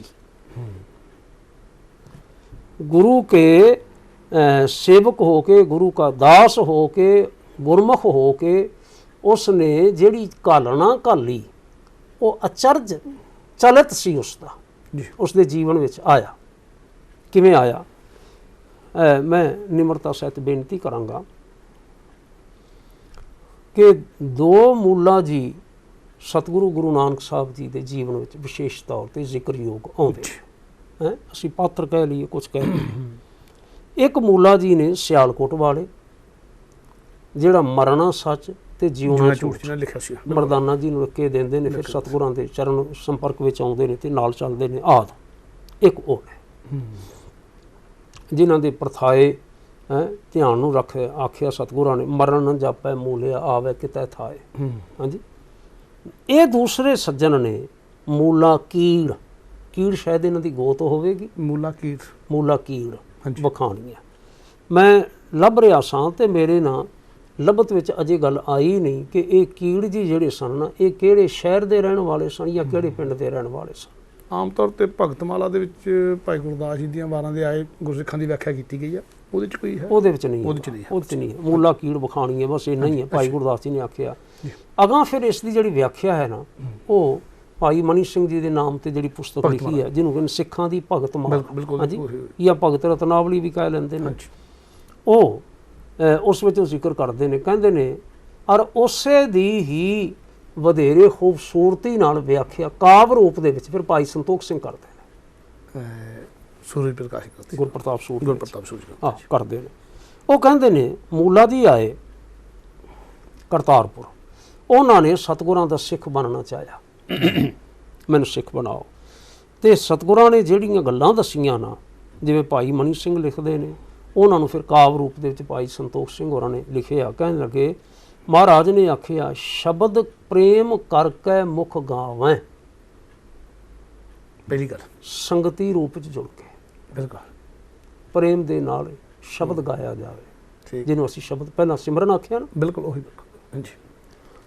हुण राणा जी सिमरन शब्द जिहड़ा है ना वो है साडी सिमरती नाल जुड़िया। सिमरती तो भाव हुंदा है चेता करना। जी बिल्कुल ठीक है। सिमरन दे अर्थ ही यही चेते रखना, चेते करना, सिमरन करना, चेते रखना आदि। तां चेते की रखना है? वाहिगुरू जी दे ओ गुण जिहड़े सानू शब्द विचों प्राप्त होंदे ने, गुरबाणी विचों, गुरु के उपदेश विचों प्राप्त होंदे ने। सानू ध्यान रखना चाहिदा है ਕਿ ਸੰਗਤ ਵਿੱਚ ਜੁੜ ਕੇ ਅਸਾਂ ਨੇ ਕੀ ਕਰਨਾ ਹੈ, ਸਿਮਰਨ ਕੀ ਹੈ। ਸ਼ਬਦ ਪ੍ਰੇਮ ਕਰਕੇ ਮੁਖ ਗਾਵੇਂ। ਸ਼ਬਦ ਪ੍ਰੇਮ ਕਰਕੇ ਮੁਖ ਗਾਵੇਂ। ਠੀਕ। ਦੂਸਰੀ ਗੱਲ, ਧਰਮ ਕਿਰਤ ਕਰਕੇ ਵੰਡ ਖਾਵੇਂ। ਜੀ ਬਿਲਕੁਲ। ਜਿਹਨੂੰ ਅਸੀਂ ਧਰਮ ਦੀ ਕਿਰਤ ਕਹਿ ਲੈਂਦੇ ਮਨ ਹਾਂ, ਸ਼ਰਮਾ। ਜਾਂ ਸੁੱਚੀ ਕਿਰਤ ਕਹਿ ਲੈਂਦੇ ਹਾਂ, ਹੈ ਜਾਂ ਦਸਾਂ ਨੋਆਂ ਦੀ ਕਿਰਤ ਕਹਿ ਲੈਂਦੇ ਹਾਂ। ਭਾਵ ਕਿਸੇ ਦਾ ਨਹੀਂ ਚਰਾਉਣਾ, ਹਾਂਜੀ ਆਪ ਮਿਹਨਤ ਕਰਕੇ, ਹਾਂਜੀ, ਕਾਲਨਾ ਕਾਲ ਕੇ ਕਿਰਤ ਕਰਕੇ ਵੰਡ ਖਾਵੇਂ। ਹਾਂਜੀ ਗੁਰ ਸਿੱਖਣ ਕੀ ਸੇਵ ਜੋ ਕਰਹੀ, ਹੂੰ ਹੈ ਨਾ। ਹਾਂਜੀ ਉਹ ਜਿਹੜੀ ਤਿੰਨੇ ਗੱਲਾਂ ਅਸੀਂ ਕਹਿ ਰਹੇ ਹੈ, ਹਾਂਜੀ ਉਹ ਨਿਰਾਧਾਰ ਨਹੀਂ ਹੈ ਕਿ ਅਸੀਂ ਕੋਈ ਨਿਰਾਧਾਰ ਕਹਿ ਰਹੇ ਹਾਂ, ਨਿਰਾਧਾਰ ਬੋਲ ਰਹੇ ਹਾਂ। ਸਾਡਾ ਜਿਹੜਾ ਇਤਿਹਾਸ ਹੈ ਉਹ ਇਹਨਾਂ ਤਿੰਨਾਂ ਗੱਲਾਂ ਦੀ ਜਿਹੜੀ ਹੈ ਸਾਨੂੰ ਸੋਝੀ ਦੇ ਰਿਹਾ ਹੈ। ਜੀ ਸੰਗਤ ਵਿੱਚ ਜੁੜਨਾ ਤੇ ਸੰਗਤ ਵਿੱਚ ਜੁੜ ਕੇ ਸ਼ਬਦ ਪ੍ਰੇਮ ਕਰਕੇ ਮੁਖ ਗਾਮ ਹੈ। ਜੀ ਦੂਸਰੀ ਗੱਲ, ਧਰਮ ਕਿਰਤ ਕਰਕੇ ਵੰਡ ਖਾਵੇਂ। ਹੂੰ ਤੇ ਤੀਸਰੀ ਗੱਲ ਹੈ, ਗੁਰ ਸਿੱਖਣ ਕੀ ਸੇਵ ਜੋ ਕਰੇ। ਹੂੰ ਸੇਵਾ ਕੀ। ਜਿਹੜੇ ਗੁਰੂ ਕੀ ਸਿੱਖਾਂ ਦੀ ਸੇਵਾ ਕਰਦੇ ਨੇ, ਭਾਉ ਧਾਰ ਔਰ ਚਰਨ ਪਖਰ ਹੀ। ਸਤਿਗੁਰਾਂ ਨੇ ਆਖਿਆ, ਮੁੱਲਿਆ ਜਿਹੜੇ ਗੁਰੂ ਕੇ ਸਿੱਖਾਂ ਨੂੰ ਗੁਰੂ ਕਾ ਰੂਪ ਜਾਣ ਕੇ ਉਹਨਾਂ ਦੀ ਸੇਵਾ ਕਰਦੇ ਨੇ ਭਾਵਨਾ ਦੇ ਨਾਲ, ਜੀ ਉਹਨਾਂ ਨੂੰ ਅਗਲਾ ਧਰਮ ਪ੍ਰਾਪਤ ਹੁੰਦਾ ਹੈ। ਇਹ ਤਿੰਨ ਗੱਲਾਂ ਜਿਹੜੀਆਂ ਨੇ ਹਾਂਜੀ ਇਹ ਜ਼ਿਕਰ ਵਿੱਚ ਸਤਿਗੁਰਾਂ ਨੇ ਲਿਆਂਦੀਆਂ, ਜ਼ਿਕਰ ਕੀਤਾ। ਹੁਣ ਅਗਲੀ ਗੱਲ ਹੈ ਕਿ ਇਸ ਤਰ੍ਹਾਂ ਹੀ ਕਰਦੇ ਰਹੇ ਭਾਈ ਸਾਹਿਬ ਹੋਰੀ, ਉਹਨਾਂ ਨੇ ਆਪਣੇ ਘਰ ਦੇ ਵਿੱਚ ਹੀ ਨਾ ਸੰਗਤ ਜੋੜਨੀ ਸ਼ੁਰੂ ਕਰ ਦਿੱਤੀ। ਹਾਂਜੀ ਮੂਲਾ ਕੀ ਜੀ। ਮੂਲਾ ਕੀੜ ਜੀ ਨੇ, ਔਰ ਸੰਗਤ ਦੇ ਵਿੱਚ ਹੀ ਜਿਵੇਂ ਆਖਿਆ ਸੀ ਸ਼ਬਦ ਪ੍ਰੇਮ ਕਰਕੇ ਮੁਖ ਗਾਵੇਂ, ਇਵੇਂ ਹੁੰਦਾ ਰਿਹਾ। ਔਰ ਆਏ ਗਏ ਦੀ ਸੰਭਾਲ ਕਰਨੀ, ਗੁਰੂ ਕਾ ਰੂਪ ਜਾਣਦਿਆਂ ਹੋਇਆ ਬੜੇ ਅਦਬ ਦੇ ਨਾਲ ਸੰਭਾਲ ਕਰਨੀ। ਜਿਵੇਂ ਕਿ ਅਕਸਰ ਅੱਜ ਵੀ ਹੁੰਦਾ ਹੈ, ਕਿਸੇ ਸੱਜਣ ਨੇ ਇਹ ਗੱਲ ਸਮਝ ਲਈ ਕਿ ਮੂਲਾ ਜੀ ਕੋਲ 4 ਪੈਸੇ ਹੈਗੇ ਨੇ, ਚੰਗੇ ਅਮੀਰ ਨੇ, ਕਿਸ ਢੰਗ ਦੇ ਨਾਲ ਉਹਨੂੰ ਠੱਗਿਆ ਜਾ ਸਕਦਾ ਹੈ, ਉਹਨੂੰ ਹੋਰ ਕੋਈ ਰਾਹ ਨਾ ਲੱਭਾ, ਉਹ ਸਿੱਖੀ ਦਾ ਭੇਖ ਧਾਰ ਕੇ ਨਾ ਆ ਗਿਆ। ਠੀਕ। ਆਏ ਨੂੰ ਚਲੋ ਸੰਗਤ ਵਿੱਚ ਜਿਵੇਂ ਬਾਕੀਆਂ ਨੂੰ ਮਾਨ ਸਨਮਾਨ ਦਿੱਤਾ ਜਾਂਦਾ ਹੈ, ਸ਼ਕਲ ਛਕਾਉਣ ਹੋਇਆ, ਕਹਿਣ ਲੱਗਾ ਵੀ ਮੈਂ ਤਾਂ ਰਾਤ ਇੱਥੇ ਰਹਿਣਾ ਚਾਹੁੰਦਾ। ਭਾਈ ਸਾਹਿਬ ਕਹਿੰਦੇ ਨੇ ਧੰਨ ਭਾਗ ਰਹੋ ਰਾਤ। ਰਾਤ ਰਿਹਾ। ਰਾਤ ਉਹਨੇ ਤਾਕ ਰੱਖੀ, ਤਾੜ ਰੱਖੀ। ਜਿਸ ਵੇਲੇ ਸੌਣ ਤੋਂ ਪਹਿਲਾਂ ਮੂਲਾ ਜੀ ਦੀ ਘਰਵਾਲੀ ਨੇ ਆਪਣੇ ਗਹਿਣੇ ਉਤਾਰ ਕੇ ਡੱਬੇ ਵਿੱਚ ਪਾਏ ਰੱਖੇ ਨਾ, ਉਹਨੇ ਦੇਖ ਲਿਆ। ਠੀਕ। ਆਇਆ ਹੀ ਇਸ ਮਕਸਦ ਲਈ ਸੀ। ਬਿਲਕੁਲ ਬਿਲਕੁਲ। ਜਿਸ ਵੇਲੇ ਸੌਂ ਗਏ ਤੇ ਮਤਲਬ ਕਿ ਪ੍ਰਭਾਤ, ਤਕੜੀ ਪ੍ਰਭਾਤ ਸੀ ਜਿਸ ਵੇਲੇ, 1:30-2 ਵਜੇ ਦਾ ਟਾਈਮ ਕਹਿ ਲਈਏ, ਜੀ ਜਿਸ ਵੇਲੇ ਸਮਝ ਲਿਆ ਉਹਨੇ ਵੀ ਹੁਣ ਸੁੱਤੇ ਪਏ ਨੇ, ਉਹ ਉੱਠਿਆ ਤੇ ਆਲੇ ਦੇ ਵਿੱਚੋਂ ਨਾ ਉਹ ਗਹਿਣਿਆਂ ਦਾ ਡੱਬਾ ਚੜਾਇਆ, ਬੁੱਕਲ ਵਿੱਚ ਲਿਆ। ਹਾਂਜੀ, ਉੱਪਰ ਉਹਨੇ ਬੁੱਕਲ ਮਾਰੀ ਹੋਈ ਸੀ ਤੇ ਬਾਹਰੋਂ ਨਿਕਲ ਤੁਰਿਆ ਵੀ ਮੈਂ ਨਿਕਲ ਜਾਣਾ, ਚਲਾ ਜਾਣਾ। ਲੇਕਿਨ ਸਬੱਬ ਐਸਾ ਬਣਿਆ ਜਿਸ ਵੇਲੇ ਬਾਹਰ ਨੂੰ ਨਿਕਲਿਆ ਨਾ ਤੇ ਹਵੇਲੀ ਦਾ ਜਿਹੜਾ ਦਰਵਾਜ਼ਾ ਸੀ ਉਹਨੂੰ ਜੰਦਰਾ ਲੱਗਾ ਹੋਇਆ ਸੀ। ਅੱਛਾ। ਹੁਣ ਕਿਵੇਂ ਜਾਂਦਾ? ਜਿਸ ਵੇਲੇ ਉਹਨੇ ਟੋਹ ਕੇ ਨਾ ਤੇ ਇਸ ਤਰ੍ਹਾਂ ਕੁਝ ਬਾਹਰ ਨਿਕਲਣ ਦਾ ਯਤਨ ਕੀਤਾ ਤੇ ਖੜਕਾ ਦੜਕਾ ਤਾਂ ਹੋਣਾ ਸੀ। ਭਾਈ ਸਾਹਿਬ ਹੋਰੀ ਸੁਚੇਤ ਹੋ ਗਏ, ਦੇਖਿਆ ਤੇ ਗੁਰੂ ਕਾ ਸਿੱਖ ਜਿਹੜਾ ਸੀ ਇਉਂ ਕਰ ਰਿਹਾ ਸੀ। ਕਹਿਣ ਲੱਗੇ ਕੀ ਗੱਲ ਹੋ ਗਈ? ਕਹਿੰਦਾ ਵੀ ਮੇਰਾ ਨਾ ਪੇਟ 'ਚ ਖਰਾਬੀ ਹੋ ਗਈ, ਪੇਟ ਦਰਦ ਹੋ ਰਿਹਾ ਤੇ ਤੁਸੀਂ ਫਟਾਫਟ ਕਰੋ, ਛੇਤੀ ਕਰੋ, ਦਰਵਾਜ਼ਾ ਖੋਲੋ, ਮੈਂ ਬਾਹਰ ਰਮਣੇ ਜਾਣਾ, ਮੈਂ ਜੰਗਲ ਜਾਣਾ। ਭਾਈ ਸਾਹਿਬ ਹੋਰੀ ਕੈਸੀ ਬਿਰਤੀ ਉਹਨਾਂ ਦੀ ਬਣ ਚੁੱਕੀ ਸੀ, ਕੈਸੇ ਧਰਮੀ ਹੋ ਚੁੱਕੇ ਸਨ। ਕਹਿਣ ਲੱਗੇ ਤੁਸੀਂ ਇੱਥੇ ਅੰਦਰੇ ਹੀ ਇੱਕ ਪਾਸੇ ਬੈਠ ਲਓ, ਮੈਂ ਸਵੇਰੇ ਸਫਾਈ ਕਰ ਲਾਂਗਾ, ਮੀਂਹ ਪਿਆ ਹੋਇਆ ਹੈ, ਬਾਹਰ ਚਿੱਕੜ ਹੋਵੇਗਾ, ਤੁਸੀਂ ਕਿੱਥੇ ਬੈਠੋਗੇ ਬਾਹਰ? ਉਹ ਕਹਿਣ ਲੱਗਾ ਨਹੀਂ ਤੁਸੀਂ ਦਰਵਾਜ਼ਾ ਖੋਲੋ ਫਟਾਫਟ, ਮੈਂ ਬਾਹਰ ਜਾਣਾ।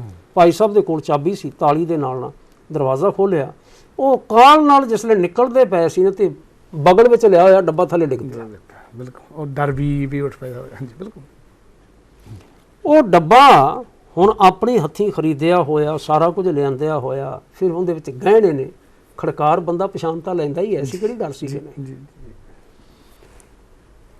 ਡਿੱਗਾ ਹੋਇਆ ਡੱਬਾ, ਜਾਓ ਰਮਣੇ ਰਿਹਾ, ਕਹਿ ਰਿਹਾ ਵੀ ਮੈਂ ਜੰਗਲ ਚੱਲਿਆ, ਜੰਗਲ ਪਾਣੀ ਚੱਲਿਆ, ਮੋੜੀ ਆਉਣਾ ਸੀ ਨਾ। ਲੇਕਿਨ ਭਾਈ ਸਾਹਿਬ ਹੋਰੀ ਗੱਲ ਨੂੰ ਸਮਝਦੇ ਸਨ। ਉਹ ਡੱਬਾ ਚੁੱਕ ਕੇ ਉਸ ਨੂੰ ਫੜਾਤਾ ਜੀ। ਗਿਆ, ਹਨੇਰੇ ਵਿੱਚ ਆਲੋਪ ਹੋ ਗਿਆ ਜੀ। ਮੁੜ ਕੇ ਆਉਣਾ ਹੀ ਨਹੀਂ ਸੀ ਉਸਨੇ। ਪ੍ਰਭਾਤ ਹੋਈ ਨਾ, ਪ੍ਰਭਾਤ ਹੋਇਆ, ਸਿੱਖਣੀ ਨੇ ਆਪਣੇ ਗਹਿਣਿਆਂ ਦੀ ਸੰਭਾਲ ਕੀਤੀ ਤੇ ਗਹਿਣੇ ਕੋਈ ਨਾ। ਮੂਲਾ ਜੀ ਕਹਿੰਦੇ ਨੇ ਭਲੀਏ ਤਾਂ ਹੀ ਗੁਰੂ ਕਾ ਸਿੱਖ ਪ੍ਰਭਾਤੇ ਉੱਠ ਕੇ ਚਲਾ ਗਿਆ ਹੈ ਕੋਈ ਚੋਰ ਆਇਆ ਹੋਣਾ ਹੈ, ਉਹ ਤੇਰੇ ਗਹਿਣੇ ਲੈ ਗਿਆ। ਸਿੱਖ ਨੇ ਸੋਚਿਆ ਵੀ ਕਿਤੇ ਇਹ ਸਾਰਾ ਕੁਝ ਮੇਰੇ ਨਾਂ ਨਾਲ ਲੱਗਦਾ ਹੈ, ਇਸ ਲਈ ਪ੍ਰਭਾਤੇ ਉੱਠ ਕੇ ਚਲਾ ਗਿਆ। ਕੁਝ ਸਮੇਂ ਬਾਅਦ ਚਲੋ ਗਹਿਣੇ ਗੁਣੇ ਬਣਵਾ ਦਿੱਤੇ ਬੀਬੀ ਨੂੰ, ਸਿੱਖਣੀ ਨੂੰ ਆਪਣੀ ਗਹਿਣੇ ਬਣਵਾ ਦਿੱਤੇ। ਕੁਝ ਸਮੇਂ ਬਾਅਦ ਕਰਤਾਰਪੁਰ ਆਇਆ ਤੇ ਕਰਤਾਰਪੁਰ ਆ ਕੇ ਨਾ ਦੱਸਿਓ ਸੂ, ਜਦੋਂ ਗੁਰੂ ਸਾਹਿਬ ਨੇ ਪੁੱਛਿਆ ਤੇ ਬਚਨ ਬਲਾਸ ਕਰਦੇ ਹੋਏ ਦੱਸਿਓ ਸੂ। ਸੁਣ ਕੇ ਨਾ ਮਹਾਰਾਜ ਕਹਿਣ ਲੱਗੇ, ਮੂਲਾ ਤੂੰ ਕਦੀ ਪੁੱਛਿਆ ਸੀ ਸਿੱਖ ਕਿਵੇਂ ਬਣਦਾ ਹੈ, ਸਿੱਖ ਕੌਣ ਹੁੰਦਾ ਹੈ? ਹਾਂਜੀ। ਕਹਿੰਦੇ ਇਹ ਵੀ ਸਿੱਖ ਦਾ ਲੱਛਣ ਹੈ। ਕਹਿੰਦਾ ਜੀ ਕਿਹੜਾ? ਜਿਹੜਾ ਦੇਖ ਕੇ ਅਨਰਟ ਕਰ। ਹਾਂ, ਇਹਦੀ ਆਪਾਂ ਵਿਆਖਿਆ ਵੀ ਕੀਤੀ ਸੀ ਪਿਛਲੇ ਯਾਦ ਹੈ ਪਿਛਲੇ ਐਪੀਸੋਡ। ਬਿਲਕੁਲ ਕਮਾਲ ਦੀ ਗੱਲ ਹੈ, ਕਮਾਲ ਦੀ। ਕਿਰਪਾ ਨਿਧਾਨ ਕਹਿਓ ਸੁਰ ਮੂਲਾ, ਰਿਦਾ ਤੋਰ ਸਿੱਖੀ ਅਨਕੂਲਾ। ਹੁਣ ਅਸੀਂ ਅੱਜ ਬਚਨ ਕਰਦੇ ਹਾਂ, ਤੈਂ ਪਰਦਾ ਮਮ ਢਕਿਓ ਬਣਾਈ, ਤੇਰੋ ਟਕ ਹੈ ਗੁਰੂ ਸਦਾਈ। ਕਿਉਂਕਿ ਇੱਥੇ ਇੱਕ ਗੱਲ ਜਿਹੜੀ ਸਮਝ ਆਉਂਦੀ ਨਾ ਮੇਰੀ, ਬਿਲਕੁਲ ਇਹ ਸਾਖੀ ਤੋਂ ਸਮਝ ਆਈ। ਦੇਖਿਆ ਅੰਡਰ ਠੀਕ ਤਾਂ ਮੈਂ ਬਾਅਦ ਵੀ ਸੋਚਦਾ ਨਾ ਕਿ ਜਦੋਂ ਸਿੱਖ ਦੇ ਪੜਦੇ ਉਦੋਂ ਸਾਰੇ ਦੇਖਣ ਦੀ ਗੱਲ ਕੀਤੀ ਆ, ਪਰ ਜਦੋਂ ਸਿੱਖ ਬਾਰੇ ਮਾੜੇ ਸ਼ਬਦ ਬੋਲਦਾ, ਕਿਸੇ ਨੂੰ ਨਿੰਦਕ ਕਹਿੰਦਾ, ਕਿਸੇ ਨੂੰ ਚੋਰ ਕਹਿੰਦਾ, ਕਿਸੇ ਨੂੰ ਡਾਕੂ ਕਹਿੰਦਾ, ਕਿਸੇ ਨੂੰ ਗੁਦਾਰ ਕਹਿੰਦਾ, ਕਿਸੇ ਨੂੰ ਦੁਸ਼ਟ ਕਹਿੰਦਾ, ਤੇ ਉਹਦੇ ਨਾਲ ਇਦਾਂ ਹੁੰਦਾ ਵੀ ਜਿਹੜੇ ਅਸਲ 'ਚ ਸਿੱਖ ਨਹੀਂ ਬਦਨਾਮ ਹੋ ਰਿਹਾ, ਗੁਰੂ ਨਾਨਕ ਦੀ ਸਿੱਖੀ ਬਦਨਾਮ ਹੋ ਰਹੀ ਸਾਰੀ। ਅੱਜ ਦੀ ਸਾਡੀ ਹਾਲਾਤ ਮੈਨੂੰ ਇੱਦਾਂ ਲੱਗਦਾ ਇਹੀ ਆ। ਤੇ ਉੱਥੇ ਜਿਹੜਾ ਭਾਈ ਮੂਲਾ ਜੀ ਉਹ ਗੱਲ ਕਰ ਰਿਹਾ ਵੀ ਜੇ ਕਿਤੇ ਸਿੱਖ ਨੂੰ ਕਹਿੰਦੇ ਵੀ ਸਿੱਖ ਚੋਰ, ਤੇ ਉਹ ਫਿਰ ਸਿੱਖੀ ਦੇ ਉੱਤੇ ਜਿਹੜੀ ਸਿੱਖ ਚੋਰ ਵੀ ਹੋ ਸਕਦਾ, ਇਹ ਵੀ ਖਿਆਲ ਆਊਗਾ। ਬੇਸ਼ੱਕ ਬਾਣਾ ਉਹਨੇ ਉੱਦਾਂ ਹੀ ਪਾਇਆ, ਚੋਰੀ ਕਰਨ ਲਈ ਪਾਇਆ, ਵੀ ਸਿੱਖ ਚੋਰ ਵੀ ਹੋ ਸਕਦਾ। ਇਹ ਜਿਹੜੀ ਗੱਲ ਸੀ ਵੀ ਨਹੀਂ ਆਇਆ ਸੀ ਕੋਈ ਚੋਰ, ਇਸੇ ਕਰਕੇ ਸਿੱਖ ਪ੍ਰਭਾਤੇ ਹੋ ਗਿਆ, ਬਹੁਤ ਵੱਡੀ ਗੱਲ ਹੈ। ਸਾਦੀ ਹੋਰਾਂ ਦੀ ਇੱਕ ਗੱਲ ਹੈ, ਸ਼ਾਇਦ ਮੈਂ ਤੁਹਾਡੇ ਨਾਲ ਸਾਂਝੀ ਕਰ ਸਕਿਆ ਜਾਂ ਨਹੀਂ। ਉਹ ਕਹਿੰਦੇ ਨੇ, ਚੂ ਅਜ਼ ਕੌਮੇ ਯਕੇ ਬੇਦਾਨਸ਼ੀ ਕਰਦ, ਨਾ ਕਹਿਰਾ ਮੰਜ਼ਲਤ ਮਾਂਦ ਨਾ ਮਹਿਰਾ। ਚੂ ਅਜ਼ ਕੌਮੇ ਸਾਰੀ ਕੌਮ ਚੋਂ ਯਕੇ ਬੇਦਾਨਸ਼ੀ ਕਰਦਾ, ਸਾਰੀ ਕੌਮ 'ਚ ਇੱਕ ਬੰਦਾ ਵੀ ਕਿਤੇ ਨਾ ਨਾਦਾਨੀ ਦਾ ਕੰਮ ਕਰਦਾ ਨਾ, ਇੱਕ ਬੰਦਾ ਨਾ ਕਹਿਰਾ ਮੰਜ਼ਲਤ ਮਾਂਦ ਨਾ ਮਹਿਰਾ, ਨਾ ਛੋਟੇ ਦੀ ਇੱਜ਼ਤ ਰਹਿੰਦੀ ਨਾ ਵੱਡੇ ਦੀ ਇੱਜ਼ਤ ਰਹਿੰਦੀ।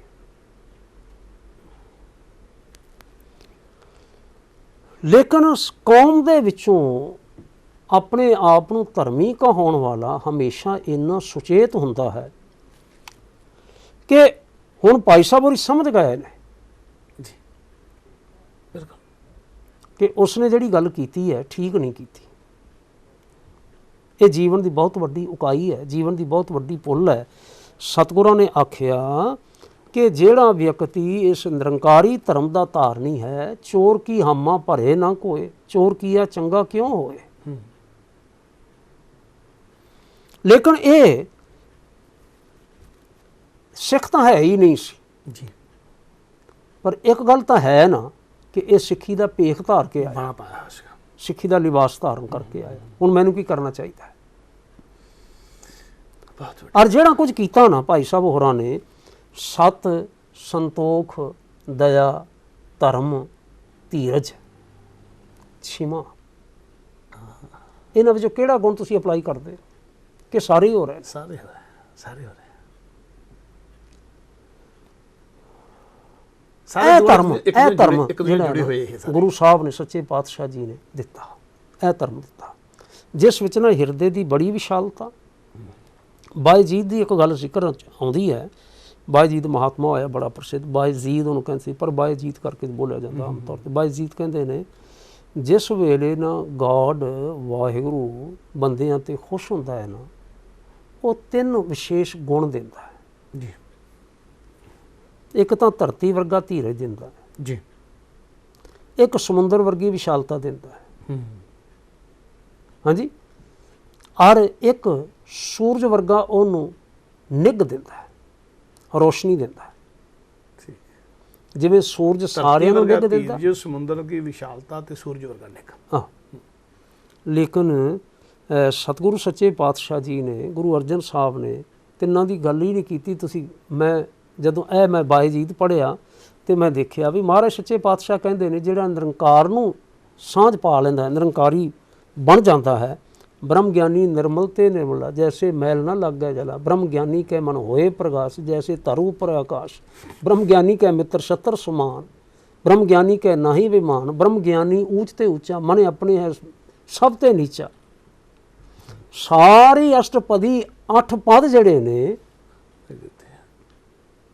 ਉਸ ਸਿੱਖ ਦੇ ਜੀਵਨ ਦੇ ਦਿੱਤੇ ਜਿਸ ਨੇ ਸਤਿਗੁਰੂ ਗੁਰੂ ਨਾਨਕ ਸਾਹਿਬ ਜੀ ਵਾਲਾ ਨਿਰੰਕਾਰੀ ਧਰਮ ਅਪਣਾਇਆ। ਸੋ ਮੇਰਾ ਜਿਹੜਾ ਭਾਵ ਹੈ, ਜਿੱਥੋਂ ਆਪਾਂ ਵਿਚਾਰ ਸਾਰੀ ਸ਼ੁਰੂ ਕੀਤੀ, ਸਤਿਗੁਰੂ ਗੁਰੂ ਨਾਨਕ ਦੇਵ ਮਹਾਰਾਜ ਜੀ ਨੇ ਜਿਹੜਾ ਨਿਰੰਕਾਰੀ ਸੁਭਾਅ ਹੈ, ਉਸ ਸੁਭਾਅ ਨੂੰ ਹੀ, ਉਹਨਾਂ ਗੁਣਾਂ ਨੂੰ ਹੀ ਸਾਰੇ ਜਗਤ ਵਿੱਚ ਵਰਤਾਉਣਾ ਚਾਹਿਆ ਜੀ। ਔਰ ਉਹਨਾਂ ਦੇ ਉਪਦੇਸ਼ ਤੋਂ ਪ੍ਰਭਾਵਿਤ ਹੋ ਕੇ ਜਿਹੜੇ ਸਮੁੱਚੇ ਰੂਪ ਵਿੱਚ ਉਹਨਾਂ ਦੇ ਸਮਰਪਿਤ ਹੋ ਗਏ, ਅਸੀਂ ਅੱਗੇ ਤੋਂ ਐਵੇਂ ਚੱਲਾਂਗੇ।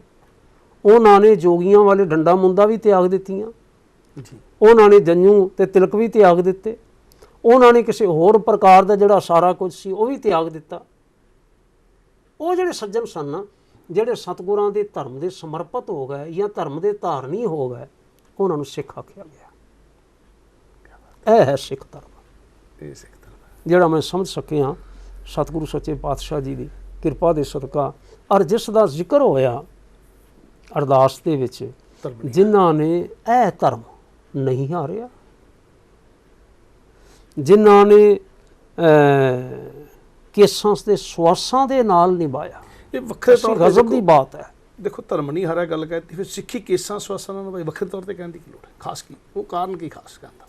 ਚਲੋ ਆਪਾਂ ਇਸ ਤੋਂ ਜਿਹੜਾ ਪਹਿਲਾਂ ਉਦਾਹਰਨਾਂ, ਕੁਝ ਉਦਾਹਰਨ ਰੂਪ ਚ ਆਏ ਨੇ ਇਤਿਹਾਸ ਦੀਆਂ ਗੱਲਾਂ, ਆਪਾਂ ਵਿਚਾਰਾਂਗੇ। ਹਾਂਜੀ। ਪਰ ਇੱਕ ਗੱਲ ਹਮੇਸ਼ਾ ਸਾਡੇ ਦਰਸ਼ਕ ਯਾਦ ਰੱਖਣ, ਜਿਹੜਾ ਕੁਝ ਮੈਂ ਸਮਝ ਸਕਿਆ, ਕਿ ਕੇਸ ਮਨੁੱਖ ਦੇ ਅੰਤਲੇ ਸਵਾਸ ਤੱਕ ਜੀਵਤ ਰਹਿੰਦੇ ਨੇ ਜੀ। ਔਰ ਵਾਧੇ ਚ ਰਹਿੰਦੇ ਨੇ, ਠੀਕ, ਆਉਂਦੇ ਰਹਿੰਦੇ ਨੇ। ਹਾਂਜੀ। ਇਹ ਕਹਿ ਲਈਏ ਅੰਤਲੇ ਸਵਾਸ ਤੱਕ ਨਿਭਾਈ ਤਾਂ ਵੀ ਠੀਕ ਹੈ, ਅੰਤਲੇ ਕੇਸ ਤੱਕ ਨਿਭਾਈ ਤਾਂ ਵੀ ਠੀਕ ਹੈ, ਕੇਸਾਂ ਸਵਾਸਾਂ ਨਾਲ ਨਿਭਾਈ। ਔਰ ਇੱਕ ਨੇ ਆਖਿਆ, ਕਹਿਣ ਲੱਗੇ ਗਿਆਨੀ ਜੀ, ਅਸੀਂ ਇਉਂ ਵੀ ਨੋਟਿਸ ਕੀਤਾ ਹੈ ਕਿ ਜਿਸ ਵੇਲੇ ਕੋਈ ਵਿਅਕਤੀ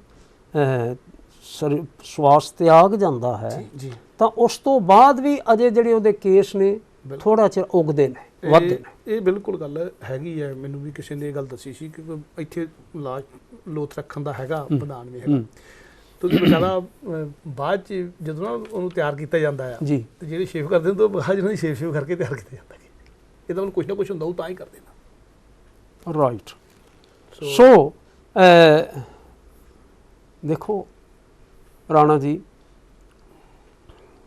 ਸਿੱਖ ਰਹਿਤ ਮਰਿਆਦਾ ਨਾ ਮੈਂ ਜਿਸ ਵੇਲੇ ਇਸ ਪਾਸੇ ਤੁਰਿਆ, ਵਿਸ਼ੇਸ਼ ਤੌਰ ਤੇ ਮੈਂ ਪ੍ਰਚਾਰ ਕਰਨ ਵਾਲੇ ਪਾਸੇ ਤੁਰਿਆ, ਜਿੱਥੇ ਮੈਨੂੰ ਨਾ ਇਹਦੇ ਵਿੱਚ ਇਸ ਦੇ ਧਾਰਨ ਕਰਨਾ ਹੀ ਪੰਥਕ ਯਕਜਹਿਤੀ ਮੈਨੂੰ ਪ੍ਰਤੀਤ ਹੁੰਦੀ ਸੀ ਜੀ।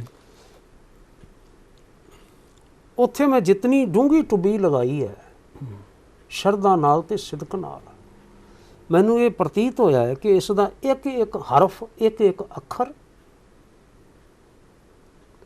ਜਿਹੜਾ ਗੁਰੂ ਜੁਗਤ ਵਿੱਚ ਖਾਲਸਾ ਜੀ ਨੇ ਬੀੜਿਆ ਹੈ ਨਾ, ਅੰਕਿਤ ਕੀਤਾ ਹੈ, ਉਹ ਬੜਾ ਕੀਮਤੀ ਹੈ। ਔਰ ਇਸ ਦੇ ਵਿੱਚੋਂ ਸਾਡੀ ਅਰਦਾਸ ਦੇ ਇਸ ਸਰੂਪ ਨੂੰ, ਜਿਹੜਾ ਸਰੂਪ ਅਸੀਂ ਅੱਜ ਲੈ ਕੇ ਚੱਲ ਰਹੇ ਹਾਂ ਜੀ, ਇਹ ਸਰੂਪ 12 ਅਕਤੂਬਰ 1936 ਨੂੰ ਅਕਾਲ ਤਖਤ ਸਾਹਿਬ ਤੋਂ ਪ੍ਰਵਾਨਿਆ ਗਿਆ, ਹਾਂਜੀ, ਤੇ ਧਾਰਨ ਕੀਤਾ ਗਿਆ ਪੰਥਕ ਤੌਰ ਤੇ। ਕਿੰਨੇ ਸਾਲ ਹੋ ਗਏ ਇਸ ਗੱਲ? 1936 ਤੋਂ ਲੈ ਕੇ ਹੁਣ ਤੱਕ